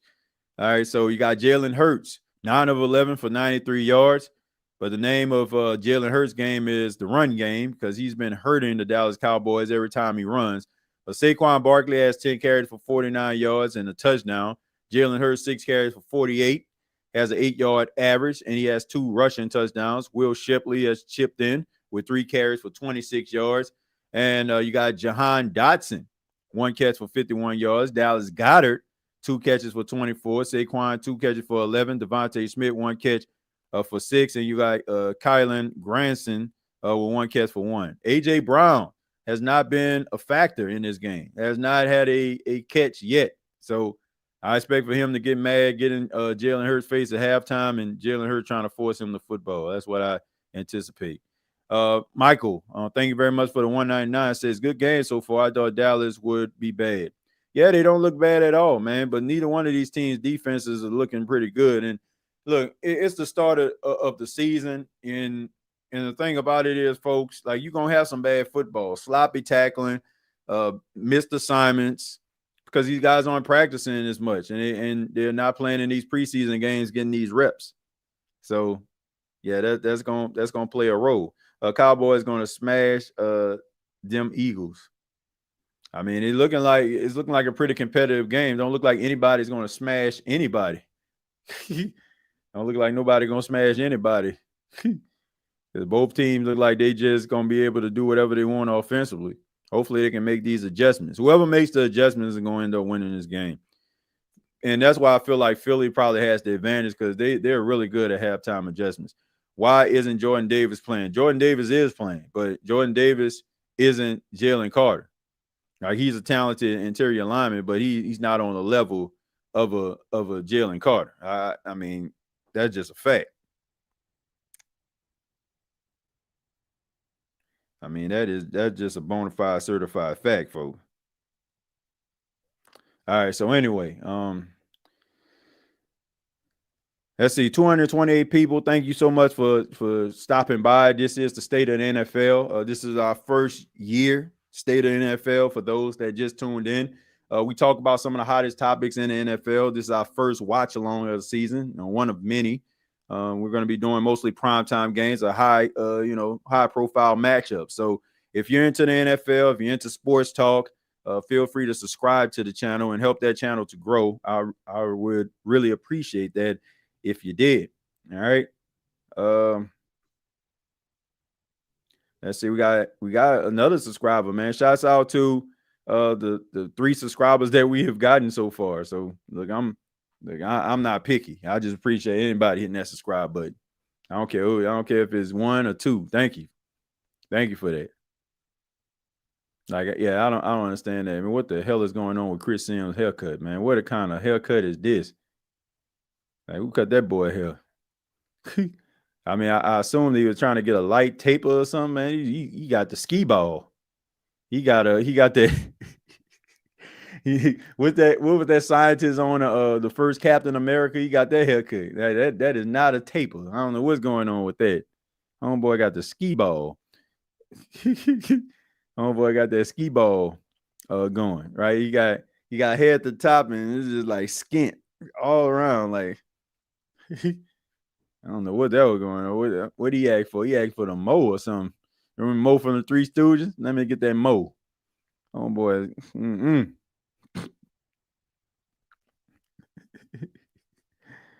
What the hell? Yeah, I don't know, man. I don't know who cut that boy hair, but he needs his money back. Let's see. Zach Bond looks really good still. Also, Hurts looks the most mobile since 2022. Needs more AJ though. Yeah, I agree, man. You know, AJ gonna be somewhere whining. Man, where the ball at, man? I need the ball, bro. Okay, man. Everybody else eating out here. You getting double covered. All right, it's just not your game. And that's hard, man. Like when you're a beast and you want the ball, man, they just taking you out the game. That is hard to do. That is hard to do.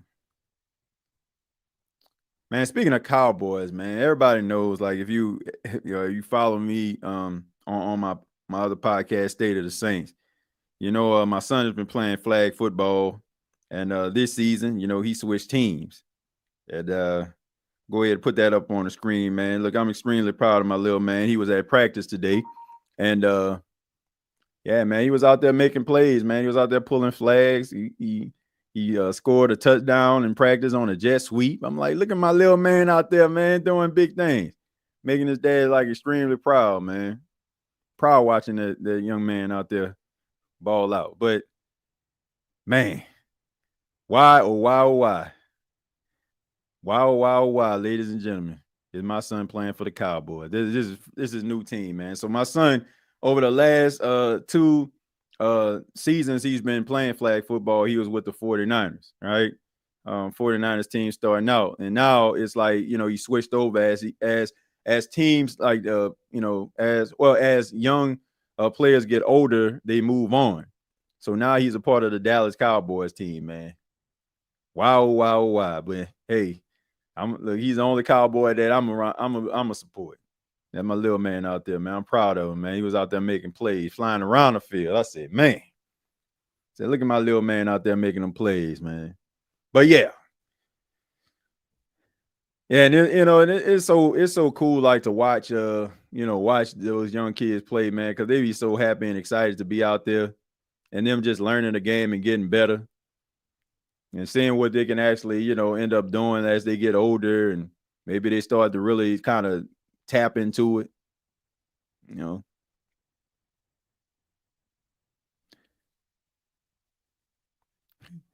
They say, I'm glad we don't have to play either of these two teams. I agree, man. I agree. I don't want to play neither one of them. I think the Saints got, if you're talking about the New Orleans Saints, I think the New Orleans Saints got some, I think they got a pretty competitive schedule. And, they got some winnable games, But we're going to see. We're going to see what they're going to do. Said the Pac-Man. Yeah, man.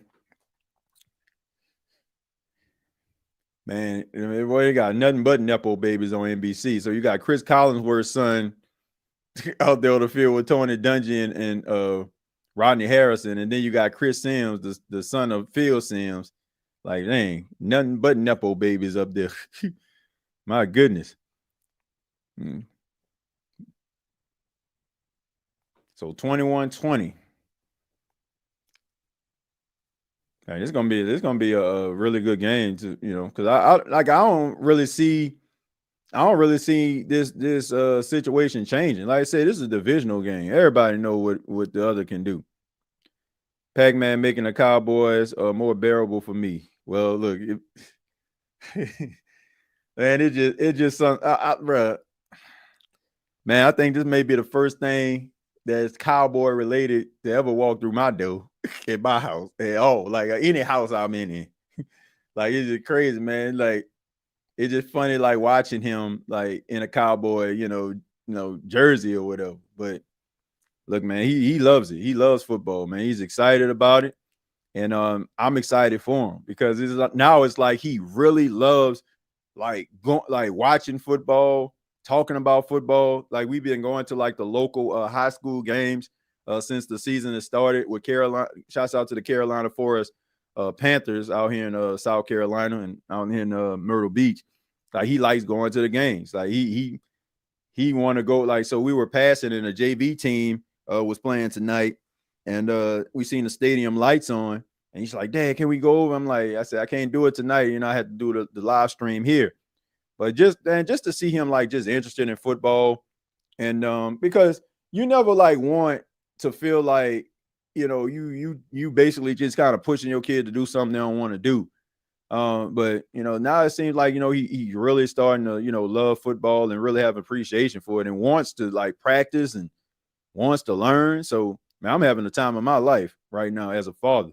TJ, I have a problem with defenders not being able to hit quarterbacks when they run, but I have to let you get yards so I don't get a penalty. So I'm at my mercy. Even if you slide late, it's BS. Yeah, they got to find a way to fix that. For especially like when you have these mobile quarterbacks, King Arthur. I agree. Like when you leave out the pocket, man, you're a runner. So I just feel like you fair game. But they trying to protect them, King Arthur, because the quarterbacks are the straw that stirs the drink for the NFL. Like nobody ain't trying to see the backup to the backup playing in a meaningful football game on a Thursday night. So of course they're gonna have the rules in place, and they're going to be slighted towards the offense and the quarterback because the quarterbacks are the money for the NFL. So I don't expect for that to change at all. Dallas looked like they trying to do something tonight, but it doesn't matter. They always crash like flight 747 in the end. My goodness. I think we could have found a better way to describe how Dallas can crash. But look, I mean, I echo your sentiments in regards to them not being able to finish games.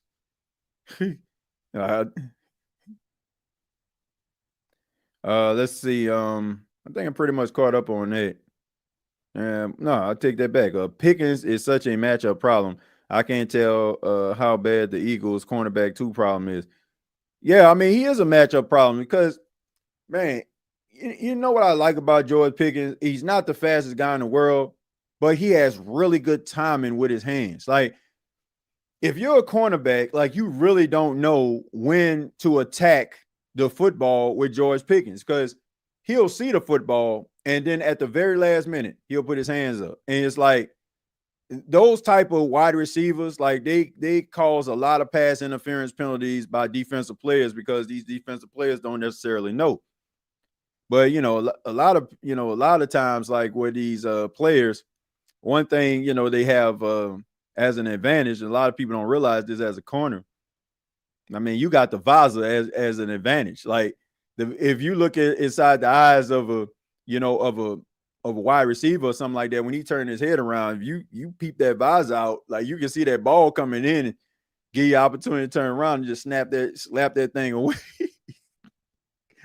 But at the end of the day, he has like really good hands, and it's delayed. Like it's like he waits till the very last minute to put his hands up. Like that's a lost art.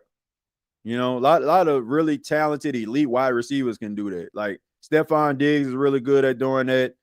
Justin Jefferson is really good at doing that, and George Pickens is. Like he has like really good body control down the field. AJ Brown quiet as a mouse. Yeah, I mean he's getting double covered. He's getting double covered tonight. All right, so here we go. Kickoff start up the second half, and this will be returned. And he gets around the sidelines and gets out of bounds, man. Gets a few yards on the play. All right, so, Nick Sirianni got 3 personal fouls in the game, plenty of penalties, very undisciplined game. Very undisciplined football team right now are the Philadelphia Eagles. Like you got to be able to get this thing in check, man. All right, so Dallas got to have been extremely busy. Not big yards, but not big yards at all, man. But you know, those 4 or 5 yard gains, man, they're huge. Like I said, if you can stay ahead of the chains, like you can matriculate the ball down the field, man, you can control the time of possession, keep your defense on the sidelines. Lord knows they need to be there, well rested. All right, here we go. 2nd and 5. Jalen Hurts in the gun. He looks. All right, we got Devontae Smith in motion and looking, and he throws it. And this time the Dallas got it. Dallas got his stiff arms. All right, so back-to-back receptions right there for Dallas Goedert. This time he gets the first down. And Dallas Goedert, man, really good utility blanket for the Philadelphia Eagles and Jalen Hurts, man. I mean, when you got A.J. Brown double cover, you got Devontae Smith out there, and the coverage is really good. You can just check that thing down. And here we go. All right, so he rolls to the right. This pass is caught right here. Devontae Smith and Elam is just all over him right there. He gets past the line of scrimmage, but he doesn't really get much on the play, maybe 2 yards. And I like what this offensive coordinator of Philadelphia is doing. A lot of quick throws for Jalen Hurts. Not too much, 5 or 7 step drops here. He's allowing him to maybe do 3-step drops, get the ball out of his hands. You have a running back in case, your hot read isn't available to check it down. I mean, you can always count on Saquon Barkley, to be able to get you a few yards. And also Dallas Goedert, man, be able to get you a few yards also. All right, so here we go. Here's the handoff to Saquon Barkley around the side, cuts and gets the first down, still spins, fight for some extra yards, and they blow it dead, but really good run by Saquon Barkley, man. Really good vision, really good pad level right there, picks up the first down. So once again, like I said, I don't feel like anything is going to change. You got John Mechie out there, former Houston Texan, came to the Philadelphia Eagles via trade. So, like I said, I mean, neither team is going to be able to stop one another. If this was like a non-divisional matchup, I can probably see adjustments being made, but everybody knows everybody. All right, so here we go. All right, so first carry for former Green Bay Packer A.J. Dillon, who missed all the last season with an injury, and now he signed with the Philadelphia Eagles. They say he had that neck injury, missed the entire season. Good to see A.J. Dillon back playing in the NFL, man. I tell you what, man, they have 2 running backs that ain't never missed no leg day. I can tell you that. I said them boys believe in leg day, him and Saquon. All right, so here we go right here. AJ fights. All right, and this is what you brought him in for. Short yardage situations right there.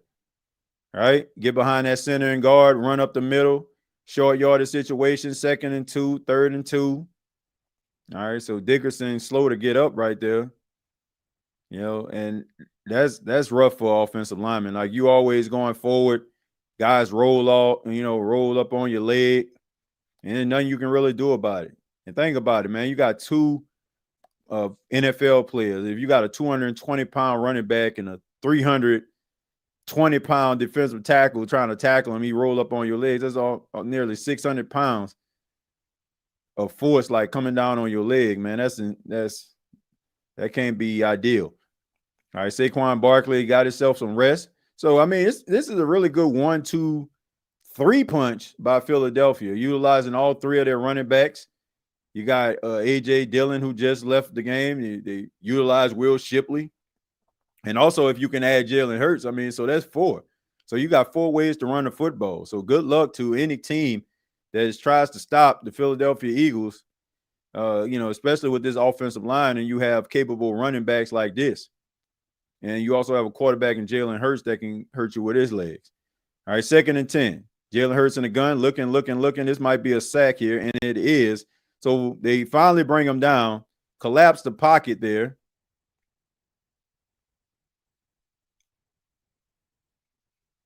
All right, so Nealon is able to get him on the ground. And you also have Kenny Clark, who was involved in the play. All right, so here we go. He pushes him back. All right, really good play right there. stuff the pocket, and him and Nealon are able to get Jalen Hurts on the ground. And that's what you brought Kenny Clark in for. For him to be that run stuffer, you also be able to get pressure up the middle. All right, so here's a 3rd and 18 right here. See if they can finally get him off the field. Pressure. He don't feel that. And the last minute, he ends up getting the ball out to Jahan Dotson, but it's not enough for a first down. So finally, some defense is available in this game. It only took 2.5 quarters for it to happen. All right, so, man, really good bend right there. Yeah, that was a okay. So we got Jake Elliott here. They're gonna try to kick this thing. How long is this field goal? All right, so this is a 58-yard field goal right here. I believe that he's capable, but let's see if he is. And it's up, and that kick is good. All right, so 58-yard field goal right there by Jake Elliott. He's known for kicking those big field goals. That is huge right there. So if Philadelphia can go out here and get themselves a stop on Dallas, so now you got a 4-point lead. Really, man, this is some really good field goal kicking tonight. Yeah, Aubrey will kick, a 54-yard field goal, and now you have Jake Elliott with a 58-yard field goal. That is such an advantage for a team when you have a kicker with a big leg like that. But this is becoming a part of the norm, man. These kickers that can kick 50+. TJ, I must say this kickoff setup is trash. Yeah, it's not. Yeah, it's not. I don't like it either. It's also that, like, to me, King Arthur, it's just a way for them. It's just a way for them to kind of like not allow special teams to be that much of a factor, because they know it's dangerous, man. Guys flying down the field, going about 19, 20 miles per hour, smack dab into somebody, man. They know it's dangerous. So it's a way for them to keep it, but also be able to maintain it. So yeah, I agree, but I don't feel like that's going to change, because they don't want the backlash of guys just getting concussed and all that other stuff that's going on. So A.J. Brown, quiet as a mouse. Excuse me. Jalen Carter is real simple for getting ejected within the first minute. Yeah, homeboy must have something to do. You were trying to get to where you needed to go early. I mean, they in Philly, so he probably went home. TJ, I really enjoy annoying you. Do you enjoy being annoyed? Nah, man. Look, I don't feel like you annoy me, man, at all. So, I don't feel like you annoy me, man. I appreciate the love that you showed throughout the years, man. And I appreciate you supporting the new channel. Let's say I missed the old kickoff format because it gave us stars like Dante Hall, Michael Lewis, and Devin Hester. This new format is ish. Like I said, it's just to protect these players, man, and also to be able to maintain the special teams part of the football. But Trayvon Diggs back, they really was missing him. Yeah, they really do miss him. And I think that's probably the reason why you ain't really seeing A.J. Brown out there, because he's healthy. Like, I'm talking Trayvon Diggs. He's healthy now. Question, TJ, is it me, or how come fans are not talking about the Eagles taking a step back as opposed to Kansas City? With Kansas City, it seems like it's just wishful thinking for those that see them taking a dip. Well, I don't know, man. I guess this, if we're talking about it, I guess it has something to do with maybe Andy Reid, maybe. I don't know. Let me see if I'm making sure I'm answering your question correctly. You're saying, let me see, how come fans are not talking about the Eagles taking a step back as opposed to Kansas City? Well, look, it's the fact that Kansas City has, in my opinion, the best quarterback of this generation and the best coach of this modern era. So I think that has a something to do with it. They feel like, as long as you have Andy Reid, as long as you have Patrick Mahomes, like, you're going to be in contention. So, Philadelphia, it's a big market, mainstream, they always looking for the bottom to drop out. Like, if you notice, that's always the narrative of these NFC East teams. Can they do it again? Are they gonna fall off? It's because they want it to be a soap opera, plain and simple.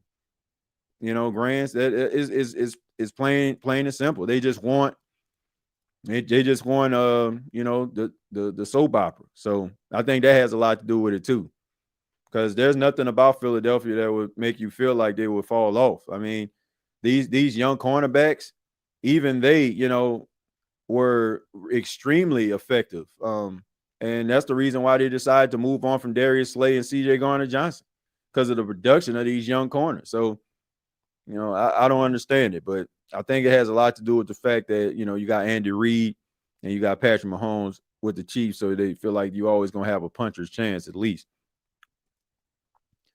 At least they still do it in college. Yeah, I mean, there's a lot of things that they still do in college, but, and when it comes to the pros, they make adjustments. TJ, these guys know what they signed up for. If they don't want to get hit, you can take a knee or a fair catch. Yeah, but King Arthur, I mean, the NFL is always going to protect itself. Like they always they always going to look out for numero uno, So that's just what it is. Like they're not going to allow anybody to take them down, not a position group or player. So they're going to always look out for themselves. That's just like the whole smelling salt situation. Like they don't want to give players smelling salt, but they didn't outlaw it to a point where a player they can buy it themselves. They just don't want to give it to them. Right? Why? Because they're trying to protect themselves in case a player gets concussed. Oh, we didn't give them the smelling salt. They got it themselves. Oh, man, that was a dangerous pass right there, man. He know who to throw that ball to. he know who to throw that ball to. Let's just throw it to the third string tight end we got. All right, we got an injury. Is that Mitchell? No, that's not Mitchell right there.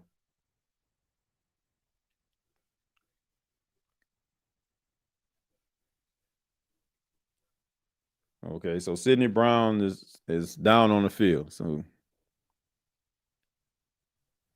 I don't know. That was a dangerous pass by Dak. I mean, you're doing that ball into triple coverage. That's a classic Dak Prescott throw right there that ends up being a pick. So I think sometimes Dak gets like in his zone, and he as the game goes on, he starts to develop this confidence, and then all of a sudden, like he throws that arrogant throw that just gets picked off. What's happening, TJ? What's going on, Levon? Appreciate you for being here, man. Appreciate it. Let's see. Excellent defensive play. Yeah, that was definitely a good defensive play. Dangerous pass by Dak, by the way. I mean, not only was that not the best throw throwing it to triple coverage, like you could have got your man's head knocked off. TJ, you saw that hit dude took to his back just now. And what's up with these defenders tackling with the crown of their helmet? Who's teaching this nonsense? I don't know, man. I just know that was a dangerous pass. That's a pass that you don't want to throw. Like, I get it, man. You got that arm arrogance and you want to try to fit it in. You feel like you can fit it in. Pause. But sometimes you gotta, go for that, a better throw, a check down. I know you're trying to push the ball down the field, but I don't think that was the right decision. Carter, lucky I wasn't there. I would have punched him in the mouth. Yeah, I mean, I just think somebody should have stood up for that, man. Dak did the right thing by showing some composure there. But man, if that's when you need that Goonie on your team, man. You're right, but if just keep fair catching the ball, they won't be on the team long. Yeah, that's true too. Dakota just threw a hospital ball. Yeah, that definitely was a hospital ball. Eagles need to be canceled after the night. I don't know if they need to be canceled, but they got to make better decisions, man. Like I don't know, that was just not smart by Jalen Carter, and a lot of the plays that I'm seeing right now, man, is like self-inflicted wounds, like undisciplined play. Shooting yourself in the foot with all these pass interference penalties. Not really having composure. I mean, that's on Nick Sirianni right there. I know he's the type of coach that's a player coach, allow these guys to be themselves, but man, you got to hold them accountable, man. That you're hurting the team if you're not out there and available, and you're getting personal foul penalties. Okay, so here's a handoff right here. This handoff is to that's Miles Sanders right there, and Sanders is down the field. All right, so Zach, I get it, bro, but you gave him about 15 more yards trying to knock the ball out of his hand. All right, so Miles Sanders with a 50-yard gain right there. All right, so right there, man, off that stretch play, he goes down the left side. Really good tackle right there. Zach Barnes guns him down. But like I said, 15 yards, you're trying to knock the ball out of hand playing hero. Just get him on the ground. Just get him on the ground. You hitting the ball. You trying to tap at the ball. Get him down on the ground. You got another 15 yards. You trying to knock the ball out. All right, so the Dallas Cowboys. Big time run by Miles Sanders. Ferguson in motion. Hands it off to Miles Sanders again. He tucks his head and he gets a few more yards. Here's a flag on the play. More than likely, it's probably going to be holding on the Cowboys, but we're going to see. We're going to see what the penalty is. See what we got here. Let's see what we got here.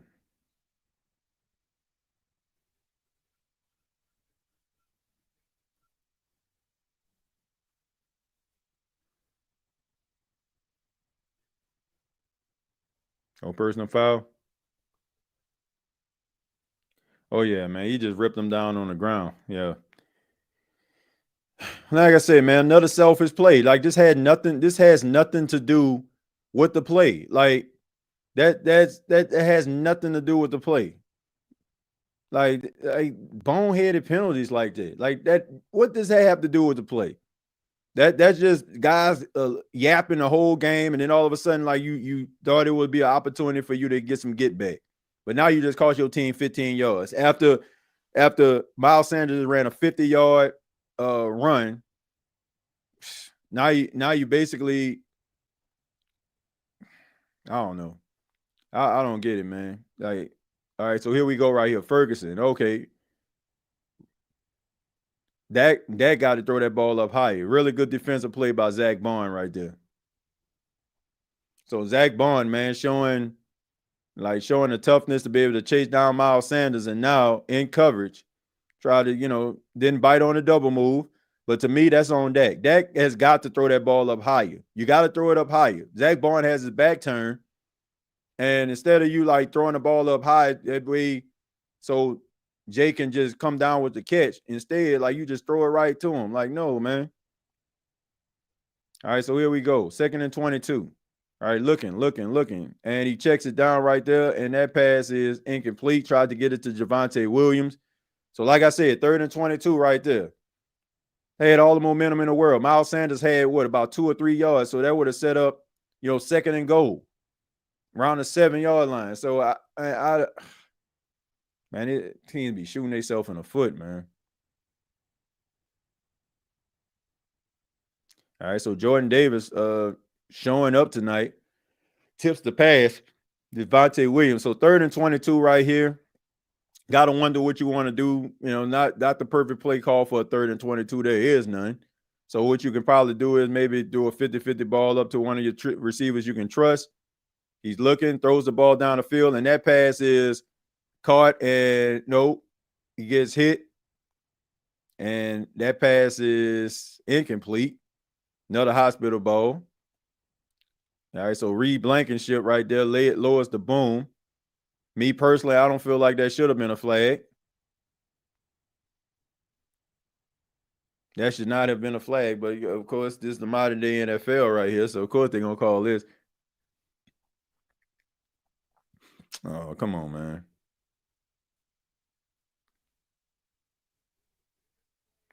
I don't agree with that. You can even see him slowing up. Like, look at him. He's slowing up.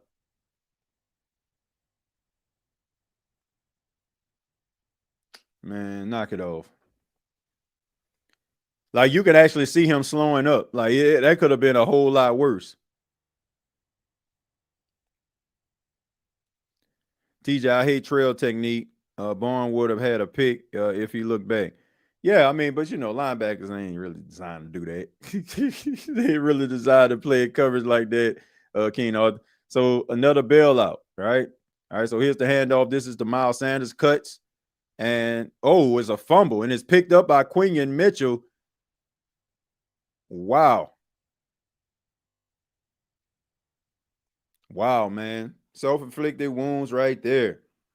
So really good play right there. And that indeed is a fumble. So the Dallas Cowboys, man, were driving. Miles Sanders, 50-yard run. Did all that, all so he can just fumble the football, man. Hey, guy, man.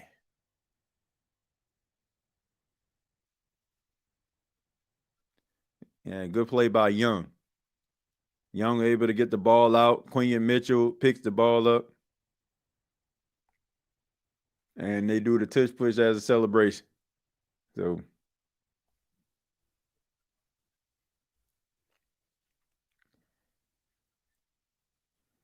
Zach Bourne would have balled so hard in this. Yeah, he would have. Yep, I agree. Dallas doing Dallas things. Yep. That's a game changing. Yeah, it is. It's definitely game changing. So now, I mean, Dallas had the momentum. You were able to get the stop on Philly. They punted the football to you, got the ball back. You had a big time run by Miles Sanders, 50-yard run. Then all of a sudden, like you get down to the red zone. Then all of a sudden, here's a flag on a personal foul penalty. George Pickens going to business for himself. And then all of a sudden, you have Reed Blankenship goes out, hits Jake Ferguson, bails you out, and you fumble the football again. So I mean, what the hell, man? Like I don't know, like what's really going on here? Like I don't understand it. I don't understand. Like man, they it's self-inflicted wounds, man. Teams just continue to beat themselves, man. TJ, would you be okay with kicking the tires on Mike T? I think he would be a great veteran presence for the wide receiver corps and a good backup for Vile. Thoughts? I think that ship sailed, Keno. I like Michael Thomas as well as the next man, but I just think the Saints are on some different stuff right now.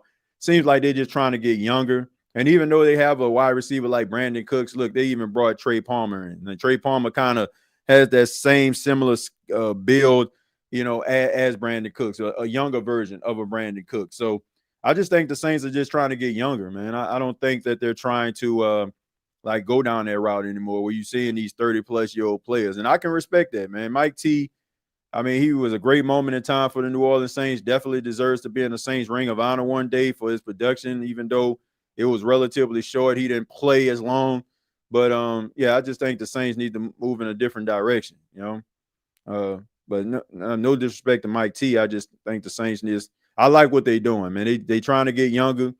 And based on what I see from this offense, man, they about to try to turn this thing into a track meet. They're gonna try to turn this thing into a track meet. Let's see. 10 years later, what about Mike T? Yeah, people love him, man. Look, I love Mike T, but I just think the Saints on some different stuff right now. Facts, if you got rid of JT, great. I'm sure they have no intentions of bringing Mike T back. Yeah, they trying to get young. They are trying to get young, fellas. That's just what it is. I mean, this is what Saints fans been asking for the team to get a little bit younger. So,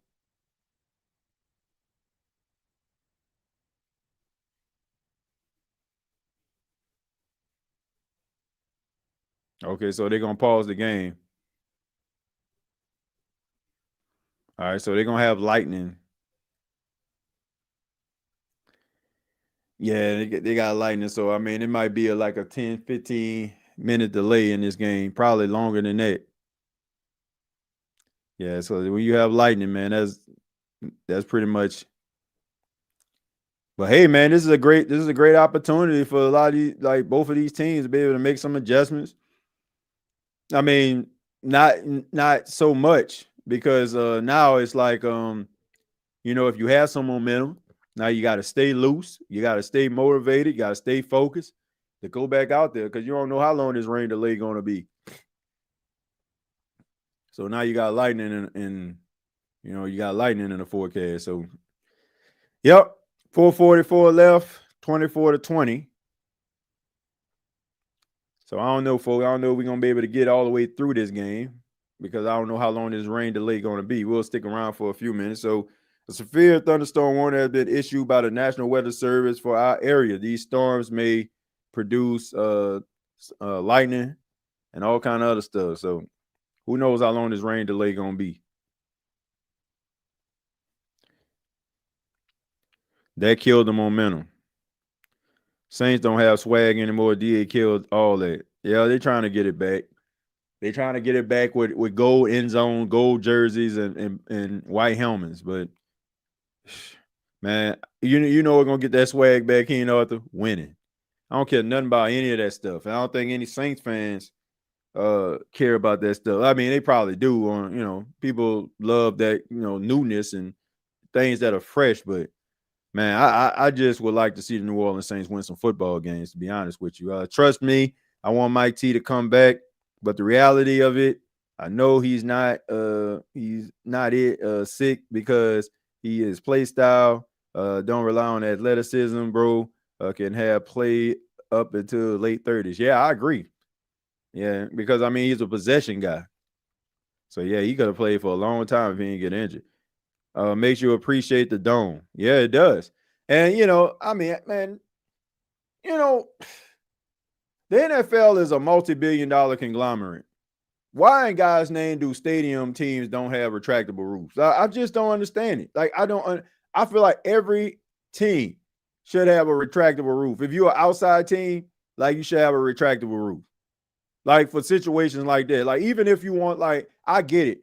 If you're out in Buffalo and stuff like that, like, you want it to be able to snow, like, to create the elements and all that kind of stuff. But in situations like this, when it's lightning and thunder, you can just easily just close the roof. Or if there was rain in the forecast that may involve thunder, you can just play with the roof closed. Like, I don't get it. Like, they make way too much money, like, for these teams not to have retractable roofs. I just don't get it. Like, this could be completely avoided. It could be completely avoided if these teams had retractable roofs. So that's the way I feel about it. Like, you making all this money off TV deals, all these network, all this network money, DraftKings money. I mean, why don't each team have a retractable roof?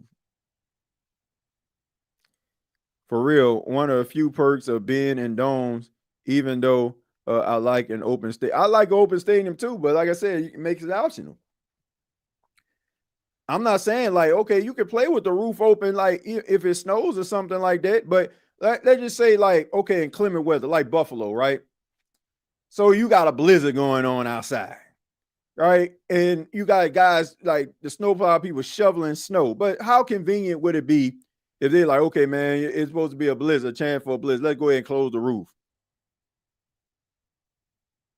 Like, no harm, no foul.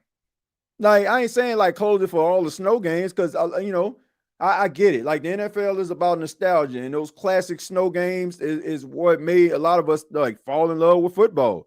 Like, our team, like, sitting in those cold stands and stuff like that. Got the thermos in your hand. Trying to stay warm, bringing blankets. I get all that, but when it's affecting the game, like, now these guys got to, Chris Collinsworth, Mike Tirico.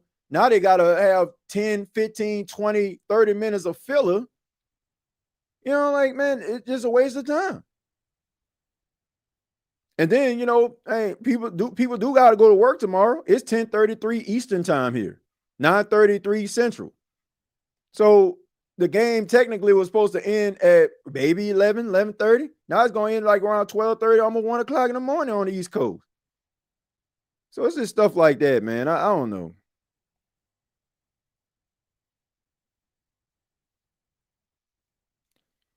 Let's see. Y'all clearly missed the context. I just think dude would be good for the morale, not that he has to be a big part of the offense. Yeah, I understand what you're saying, King Arthur.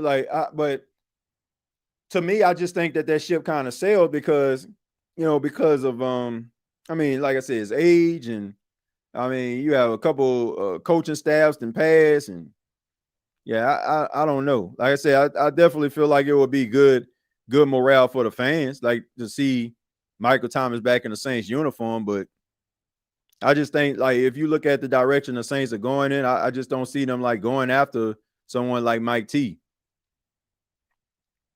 TJ, I saw you and him walking in the rain. You were holding hands. I'll never be the same. Orange Juice Jones, 1986. Y'all remember that? I saw you and him walking in the rain. You were holding hands, and I ain't gonna be the same. That's my joint right there, man. Let's see. During a soccer tournament over the summer, this happened at the exact stadium, and the game was suspended for 2 hours. Yeah. Well, they ain't gonna suspend this game. This is the opening game of the season. Actually, those England people make some good smoke. Yep, TJ. I think they said it was a snow game, and that had like Miami and Buffalo in the 90s when owners woke up and started to love that element game. Yeah, look, I love the element too. I would love to go to like a snow game or something like that.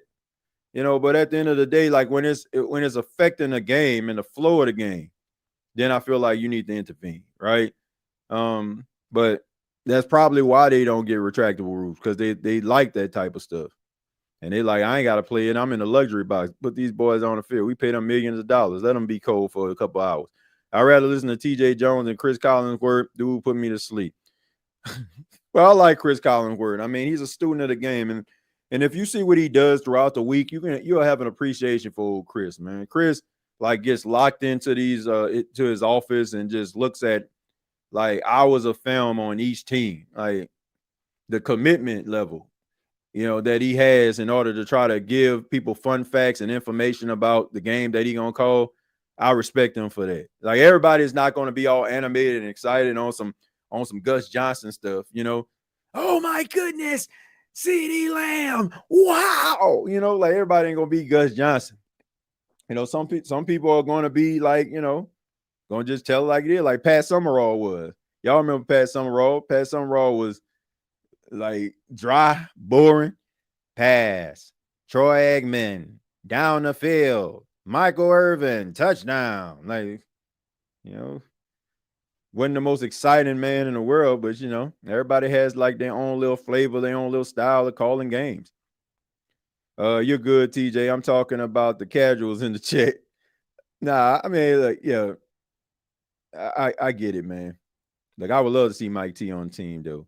Let's say I sub because I'm cool. Well, I appreciate that, man. I appreciate that. I appreciate you for subbing. TJ, why you think AJ Brown not getting any targets? Because he getting double covered. Go back and take a look at it. Taking him out of the play. They're definitely taking him out. That's what I mean. Honestly, they like Devontae Smith not as effective either. Like, they had to basically kind of get him on it, like, had to throw like a pick in order for him to get a couple catches. So the Dallas Cowboys secondary, man, they really are like zeroing in on the two primary targets of the Philadelphia Eagles. Like, you got Jahan Dotson out there eating. He's like third, fourth read. And then you got Dallas Goedert in the middle of the field. So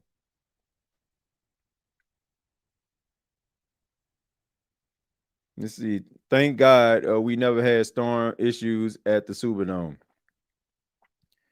Well, I mean, you had storm issues around the Superdome, but yeah, I get what you said, Jerry. It's not a factor like when it rains outside in New Orleans. I definitely agree with that. Totally unacceptable. Ref's been helping Eagles, shaking my head. I mean, both teams have been getting calls, but I will say this though. A lot of these calls are like self-inflicted. Like, George Pickens like trying to like go into business for himself, trying to knock Reed Blankenship to the ground. Totally unacceptable. Jalen Carter like spitting on Dak Prescott. Totally unacceptable. A couple of those pass interference calls like are warranted. There was one pass interference call I can make an argument about for Philly. Like, it to me, it was like bang bang. I seen CeeDee Lamb like extend his arm in a corner, basically like kind of wrapped his arms around him. But I feel like that was kind of ticky tack. But I think that they've been pretty much on brand. Both of these teams have been shooting themselves in the foot. I mean, we got to call a spade a spade. Like, I mean, couple questionable calls, but a few of these calls, like these personal foul penalties, like these guys are doing what the referee said they're doing. So they got to be disciplined, man. Keep themselves in check. It's like every play, like a big play. Here come the other team yip yapping and talking. Like, let your play do the talking. Let your play do the talking. Doing all that talking. Like, what you talking for, man? We just moved the chain. We 50 yards down the field. What are you talking about? Why are we sitting up here talking and lip wrestling for? Why? You don't have to. Like, my play doing the talking. I just beat you on a double move. See, Ronnie understands Eagles were out of line with spitting. Yeah, they're definitely out of line. I don't care how good you are. I would kick you off the team. They ain't going to kick him off the team, man. He too valuable. But he definitely needs to get himself in order, man. Every now and then, like Jalen Carter just has these boneheaded plays, and it's kind of hard to like keep them in check. Subscribe for the knowledge, stay for the personality. I appreciate that. I need to be put on a t-shirt or something. Plus the running, and if I was to sell them, man, I'll give you a percentage of that. Plus the running game working. I don't see them throwing the ball like that anyways. Yeah, I mean, yeah, I agree, man. You know, the running game working. I don't see them throwing. I don't see a reason. I don't see a reason. I mean, both of these teams running game. If we talking about the same thing, Chose, I don't know. Like maybe I'll talk about something different in chat. But yeah, both of these teams running game are being effective. Even though Miles Sanders fumbled the football, I mean, he had a 50-yard run. I mean, I'm looking at these stats once again. Let me go ahead and do the refresher here. I mean, you got Miles Sanders averaging 13 yards a clip, 4 carries, 53 yards. Javonte Williams, 4.1 yards a clip. Kevontae Turpin, 2 catches for 9. Then you got Dak Prescott. Collectively as a group, they're averaging 6 yards a clip. That's pretty damn good. And then you got Philly averaging 6.3. Man, you know the average you want between 4.5, 5 yards. These guys averaging damn near 7. So both teams are running the football very, very effectively. I would do a reaction video of Parsons BFF spitting on Dak. See Cowboys fleece Green Bay. I don't know. We'll see what Michael Parsons do in the Green Bay Packer uniform. Let's see. I wish and also, you know, Michael Parsons, his wheelhouse is not stopping the run. That's where he lacks. But when it comes to rushing a pass, I wish we would have got rid of A.T. Perry. He was a big body, and that was productive. The hell with what he looked like in practice. He showed up in game time. Yeah, I think you probably would have ended up being a contributor for the Saints team if Dennis Allen wasn't the head coach. But Dak didn't have anything to do with Parsons getting traded. Not at all. That was ego. That was Jerry Jones' ego that got Michael Parsons traded. Didn't A.T. Perry get released? Yep. Now you're on a practice squad with the Denver Broncos. I'm a big Cowboy fan, whole life, Ronnie. And to be honest, I don't like Dak much. I mean, look, I like Dak, man. I think that, you know, man, trust and believe I can understand what Cowboy frustration with Dak Prescott. You got to be able to rise to the occasion. All those empty calorie yards that ain't benefiting anything, you know, that is frustrating. Winning 10, 12, sometimes 13 games, getting the number 1, 2 seed, and you're getting some home field advantage, some home cooking. You got Cowboy fans at full throat at AT&T Stadium, and then all of a sudden you go out here and just lay an egg, man, to an inferior football team that moonwalk their way into the playoffs, and you up here supposed to be a legit football team coming out the NFC, and you can't beat a mediocre team that a lot of people consider happy and lucky that they should be in the playoffs. Yeah, I get it. But he's still a good quarterback, man. And but he just got to win some. You got to win some, no matter what you're putting up. No matter if you're putting up 4,500, 5,000 yards, 40 touchdowns, 45, 50 touchdowns. If you're not winning games that matter in the biggest moments, in the most clutch moments, nobody cares. Nobody cares.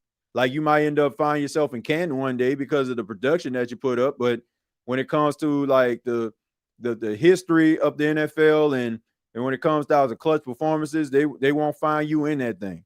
So, TJ, I'm calling now. We're winning 8 to 10 games if healthy. If we're talking about the New Orleans Saints, yeah. I mean, if they can stay healthy, man, and some things go their way, maybe. I feel like we're going to get 10. Man, I wish I thought like some of y'all, man. I got to see it, man. I got it. I got to see it. I got to see it, man. D-Law left Dallas because he couldn't play with podcast Prima Donna Parsons. I mean, I've been hearing that a lot, man, but we also got to be careful, man. Like these organizations kind of control the narrative. And, I seen the interview with Malik Hooker, though, when he was talking about him. Like, man, we shouldn't be out here doing podcasts when, we can't stop the run and we got to kind of tap in. But, I mean, this guy played in, 13 games, had 12 and a half sacks. So if your defense is the issue, it's not his fault. Like, he's one of the main reasons why your defense has a leg to stand on. But I get it, right? Everybody wants these guys to be dialed in, tapped in. And you never want to wonder, is football the most important thing in the life of your best player? But I get it, man. You know more Cowboy than me. But I like Michael Parsons. I do think he struggles against the run. I think that he is a liability sometimes. I don't think he has an interest in that. Like, the modern day Dexter Manley, if for some of my OG NFL fans out there, Dexter Manley was a beast when it came to rushing the passer. But when it came to stopping the run, homeboy was absent. It got so bad to a point where they basically had him like doing NASCAR packages. Let's see, Parsons 11 sacks, TJ Watt 30 sacks. I mean, we talking about 30 sacks in how many years? I mean, a couple of years ago, TJ Watt had 18 sacks? I don't know, man. Like I said, you know more about the situation than me. But I think the dude is an effective player. Let's look at his stat line. All right. So he came into the league in 2021. Take a listen to this. Okay. 2021, he had 13 sacks. 2022, 13 and a half. 2023, 14. 2024, 12. So this guy has 52 and a half sacks in 1, 2, 3, 4 seasons. That's insane. Let's look at TJ Watt first few seasons here. All right, so he came into the league in 2017. He had 7 sacks. Then 2018, he had 13, 14, 15 in 2020, 22 and a half in 2021, 5 and a half in 2022, because he missed some games there. 19 sacks in 2023 and 11 and a half in 2024. I mean, look, if you have any one of these gentlemen on your football team, you're doing all right for yourself. So I mean, I don't know, man. Somebody do the math here. Somebody do the math. So let's see, in the first 4 seasons, TJ Watt had 7. If somebody can do this for me. Let me see if I can pull up a calculator here. I want to try to see something. All right, so 2017, TJ Watt had 7 sacks, 13, 14 and a half, and 15. I'm going to say that again. Somebody give me these numbers. 7, 13, 14 and a half, and 15. What that add up to? Somebody in the chat, give me the answer to that. All right, so 49. All right, so 49 and a half. So Michael Parsons had 52 and a half. TJ Watt had 49 and a half. I mean, it's a win-win. Win-win. Win-win. So, I mean, both guys winning. But at the end of the day, look, I understand. I mean, look, Dallas got 2 first-round picks and Kenny Clark. So, I mean, if the Green Bay Packers end up like making it deep into the playoffs and Michael Parsons like makes a big time sack to get them boys into the Super Bowl, it's a win. It's a win for them. I guarantee you they're not thinking about them first round picks. But Michael Parsons goes out there and doesn't ball the hell out. Raiders Packers are behind Detroit and the Vikings in the division, and he might not play and has always struggled against them. I mean, like I said, we'll see, man. We'll see. We'll see. But I think that if you think that Michael Parsons just gonna stop getting double-digit sacks because he's not in a Dallas Cowboy uniform, I don't think that would happen. I think he will be effective in Green Bay. But if you're a Dallas Cowboy fan, you're not losing no sleep. You're not losing no sleep, man. Because you're going to get yourself 2 first-round picks. Rather, it's like, if you picking in the teens and they picking in the late 20s, still that's 2 first-round picks there. And you got, over the next couple of years. So that's win-win to me. All right. All right, sit tight. I'll be right back.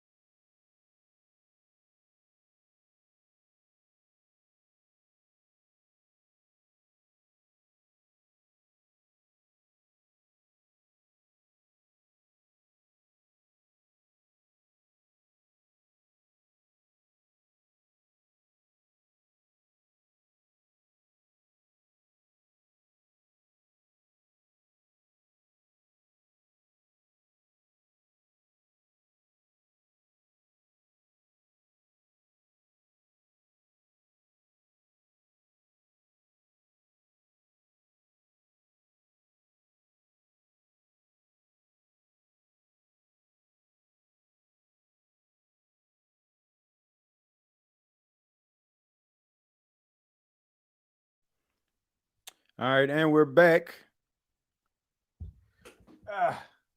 Adjust this camera here. All right, there we go. I forgot I had the motion on, so so it follows me everywhere I go. So when I walked around, it followed me. So that's the reason why y'all seen my light. But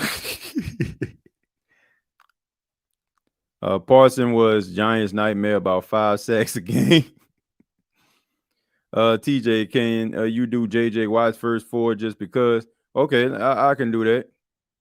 Okay, let's see. JJ Watt. All right, so JJ Watt. All right, so he came into the league back in 2011, chosen. All right, so 5.5, 20.5, 10.5, 20.5. I mean, this guy's insane. That's his first 4 seasons. So 5.5, 20.5, 10.5, 20.5. That was his stat line. So what that adds up to? That's insane. In 4 seasons, man. In 4 seasons. Why Chris Sims look like Sonic the Hedgehog with that look like Dr. Robotnik or something. Yeah, that's what we look like. 56. That is insane. In 4 seasons. Now you basically have a Hall of Fame career in 4 seasons almost. You got guys play 10 years, can't get 50 sacks. Now you got guys that play that long can't get those type of sacks.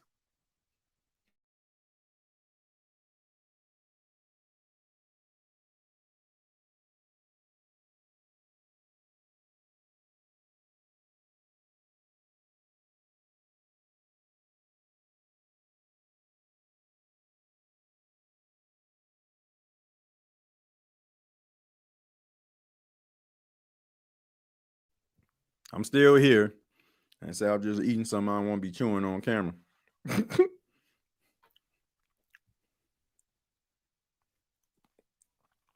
Weather update coming at 11 Eastern. Man, I hate to do this, but we might have to end this show because I don't know how long this weather delay gonna be. We might have to just come back and just talk about the game on the state of NFL on tomorrow. Apologize for this. I'm gonna try to wait a little bit longer to see what the update is. We might have to just call it a night, folks. See, Aaron Donald left the game early, but I get it that he wasn't motivated anymore, and I can respect that he'll be accomplished everything. Yeah. I mean, he had nothing else to play for, man. I mean, he could have kept playing for a check. I mean, he got a championship, multi-time All-Pro, first ballot Hall of Famer, hands down, and he was the best interior lineman of his generation. So, what are you playing for? Like, if your heart not really in it, no need for you to absorb that type of punishment. He had over like $100 million contract, got all this money. Like, why the heck not? TJ Fuaga and Penny mauled Parsons last year. I don't fear the kid at all. He's talented, but we'd be fine against him. Yeah, I think you will. But, I mean, I also seen him, I also seen him break into the backfield and treat Taysom Hill like a child, and that's saying something. In the time that Saints played the Cowboys in the Superdome, I believe Taysom Hill was the quarterback that night. Has Cam Jordan had anything close to that? Well, Cam Jordan started his career, man. It started off a little rocky. And he started to establish himself as a pass rusher towards like his prime. But let's see. I mean, we can see. All right. So I know his first year he only had one sack. One sack in 2011, 8 in 2012, 12 and a half in 2013, and 7 and a half in 2014. But Cam became like a premier pass rush like towards his prime. Because I mean, that wasn't his wheelhouse. Like he kind of learned to become like a premier pass rush. Like he wasn't like that. Like he was really this, there to kind of stop the run. I think Cam is at 100 sacks on his. Yeah, he is. I mean, he has 100 plus. Cam got 121 and a half sacks in his career. He's a first ballot Hall of Famer. No doubt about it. Only way they'll probably keep him out of Hall of Fame is the fact that the Saints haven't been to the Super Bowl. Well, he hasn't been to the Super Bowl with the Saints. That's the only reason I can see them not making him a first ballot. But even with that, I feel like he's a first ballot Hall of Fame. Any word on the delay time? They just on the screen it says weather update coming at 11 Eastern.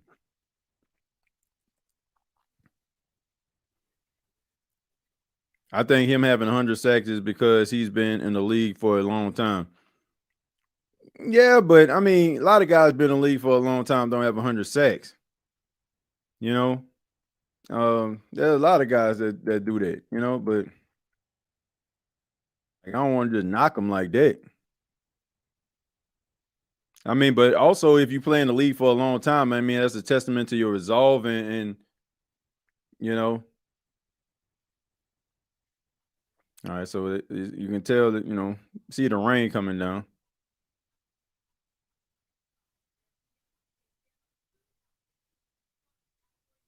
Man, come on, man. I think in situations like this, they might need to just like cut to like an old football game that's exciting or something that people, instead of them like just basically doing filler about stuff that nobody really care about. Call me Unc. I'm old. I remember Cowboys going 1-15, then 3 Super Bowls. I remember that too. I remember there was Mike? That was what Michael Irvin first? No, that was the second season, right? Troy Aikman's first, and then all of a sudden, the Herschel Walker trade where they traded 5 players, and Jerry Jones ended up cutting all of them, and he ended up getting Minnesota's first round picks. Yeah, I can remember that. Right, especially since Cam started slow and still made it past 100. That shows how nice he really is. Yeah, it just shows you, like, I mean, Cam doesn't miss games either. That helps too. I mean, he only missed like 2 games in his entire career. Like, that's incredible, man. You play that long. What is this 15th season, 16th? What, 11, 12, 13, 14, 15, 16, 17, 18, 19, 20. 1, 2, 3, 4. Yeah, for 15 season, he's been in the league. So yeah, you only missed 2 games. That's incredible.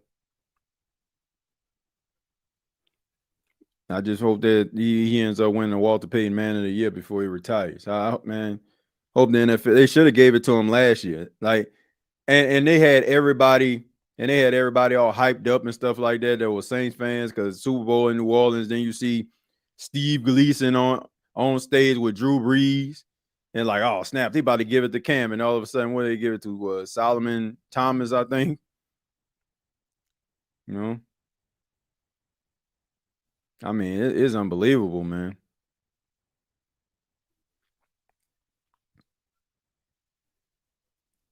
Is this a cowboy show chosen? Nah, it is not a cowboy show, man. We just stay the NFL, like, but we also doing like some cross promotional stuff. I mostly I do have a podcast focused on the Saints, but this stay the NFL. So like I said, anything kind of goes here. That's when this rain delay. But like I said, we might have to call it a night, man. Especially if this rain delay goes a little bit longer, and we'll just talk about it on the next episode. TJ, why people are trying to discredit players' production because they played long? They say a lot about that player that he played at a high level and dominated. Younger players should be cooking him. Yeah, I agree. I mean, it's a testament to their resolve, man. It really is. Like a player that plays as long as a Cam Jordan or Calais Campbell does in the league. I want to say Calais is going into what is like an 18th season. I mean, these guys playing this long. I mean, Jason Peters, like as long as he played at the left tackle position, man, that's a testament to these guys. And the type of warriors they are, type of players that they are. Yeah, so I think Saints defense got better from last year with a safety, linebacker, cornerback room looking good, and Devon Garshaw should be good. Yeah, I mean, we'll see, man. We'll see. To be honest, I counted the Cowboy guy pockets, and he's getting 10K a game from super chats a minute. Hey, must be nice. He got 30K when Cowboys beat Bucks in the playoffs, and he's lame. Who we talking about here? Who we talking about? I said, who up here getting that type of bread like that? For real, bro. I'm old, and you still can't take my spot or cook me. How is that a knock against me? Now that just shows you like the test, like how good that player is, a testament to their greatness. 11:30 game back on. Yeah, we probably gonna call it a night, folks. 11:30 Eastern. Yeah, we're not gonna call it a night. Probably finish this game up. We'll be back on tomorrow. I'll make sure that I put out a video talking about the end of this game. But I want to say I appreciate everybody for stopping by. Much love to each and every one of you. Hopefully, you will subscribe to the State of NFL podcast if you have not already. Go ahead and put that link one more time inside of the chat so everybody can get that. Please hit that subscribe button to help the State of the NFL to grow. We're going to be doing this the entire season, hopefully without rain delays. Though we could be able to get through an entire watch along. That would be nice. But when a game gets postponed and, we basically just sitting here doing filler work, it's kind of hard to be able to do an entire watch along. So we're going to have to go ahead and, call this thing to a close. But I really enjoyed it, man. And a nice little turnout that we had here, man. We got 252 people still watching this right now, staying with us. Really do appreciate it. So make sure that y'all hit that subscribe button. We're at 719 subscribers. Let's see if we can get to at least 720. You can get to 720 for somebody that hasn't subscribed to the channel yet. Can we get to 720? Got 719 right now. Let's see if we can get to 720. Jerry said they're going to win for daddy. Sus in my book. Man, Jerry Jones, man, I just feel like the Cowboys never going to be nothing until the homeboy just not in the picture anymore. Rather as he retires, or I hope this is a long time from now, because I ain't trying to see nobody go out, but it might have to be, he's no longer with us, because he ain't going nowhere, man. He loved the Cowboy. He loved these Cowboys. He's 82 years old, and he ain't about to change his mind. No, he ain't about to change his mind. No, it ain't happening. But I really do appreciate you. Thank you so much. And once again, I apologize. Thought that we'll be able to get back to the game. But they're saying 11:30, so about 25 minutes from now. So we're going to go ahead and finish watching this game. But I'll go ahead and I'll make a video about the second half. But I really do appreciate everybody for being here. And until next time, I'll see you down.